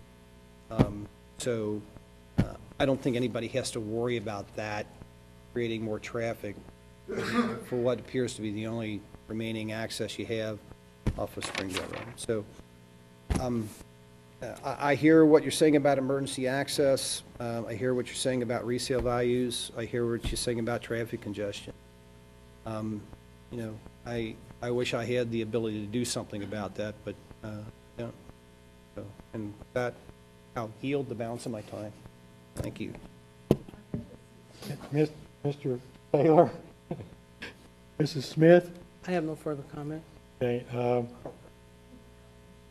Chair would entertain a motion to accept case CA 2014-07 Kroger Marketplace.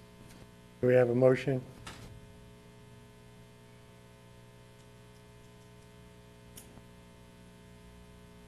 Well, that's fine. I think we have to dispose of it one way or the other, so I will make a motion. Relative to case number ZA 2014-07, and that the project as presented be accepted with conditions. Give me one moment to make sure if there's any other conditions I wish to add.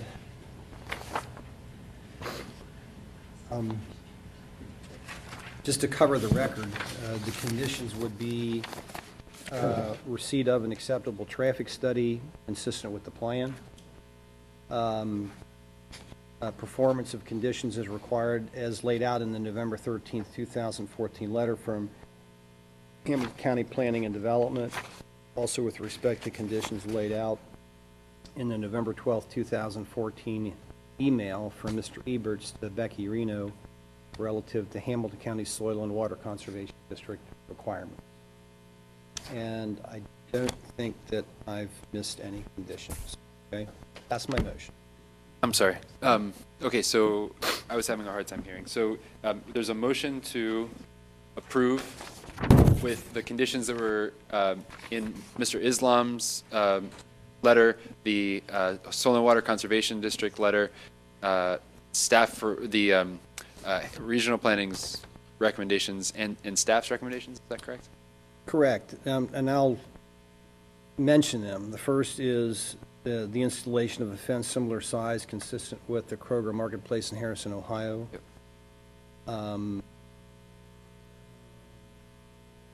I'm not going to use the condition of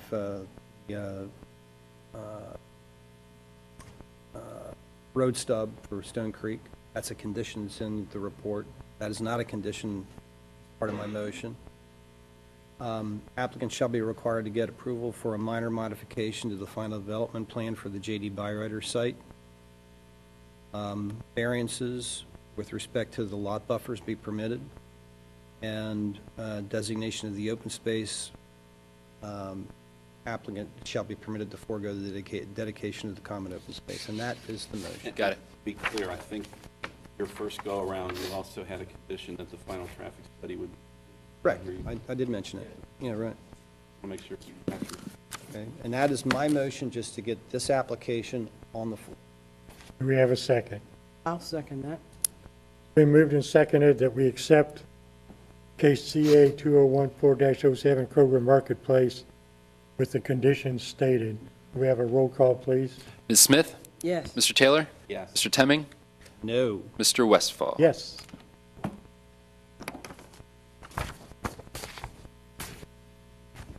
Next on the agenda is case ZA 2014-08, the text amendment for Article 5.3.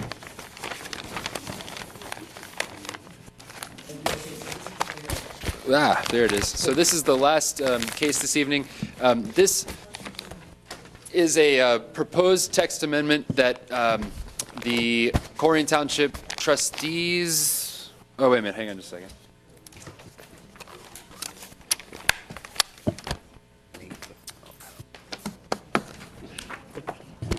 Oh, that's it. That's the biggie. 24 foot. The Colerain Township trustees initiated a text amendment to the zoning resolution that would clarify the violations, well, hang on just a second. I'll wait for Okay, the room to thank clear you. out. Yeah.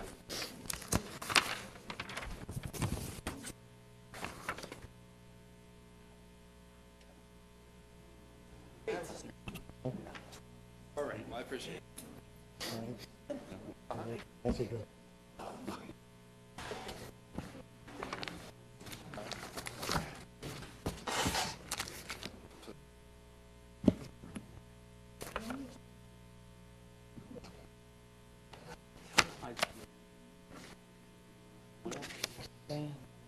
You make a motion and then don't vote on it. I just wanted to get it on I just the wanted to get floor. rid of it. I mean, we stand here and sign it. Okay, so the final item on the agenda tonight is a proposed text amendment that was initiated by the Colerain Township trustees on November 18th, 2014. Regional Planning has reviewed this proposed text amendment.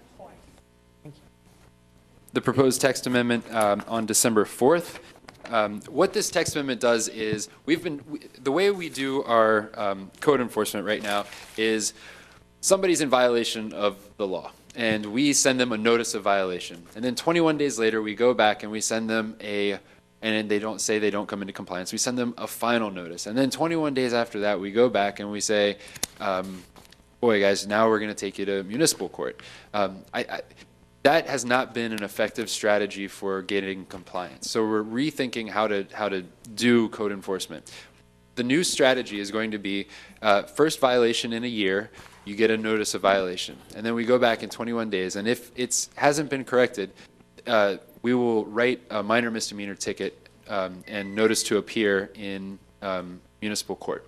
In order to make this happen, we had to meet with the court administrator for Hamilton County, and we have to make a change to our zoning resolution. The only change that needs to be made is that the word minor needs to be placed in front of misdemeanor in our violations section of the resolution. So we need to make it very clear that in section 5.3, which deals with violations to the zoning resolution, that a violation of the resolution is a minor misdemeanor as opposed to just a misdemeanor.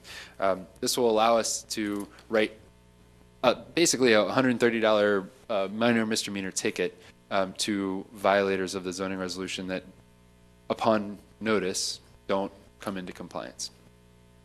And that's the whole deal. So the process is very similar to a map amendment. It's initiated by either the zoning commission or the trustees. It's sent down to regional planning for recommendation. They recommended approval. It comes to you all for recommendation.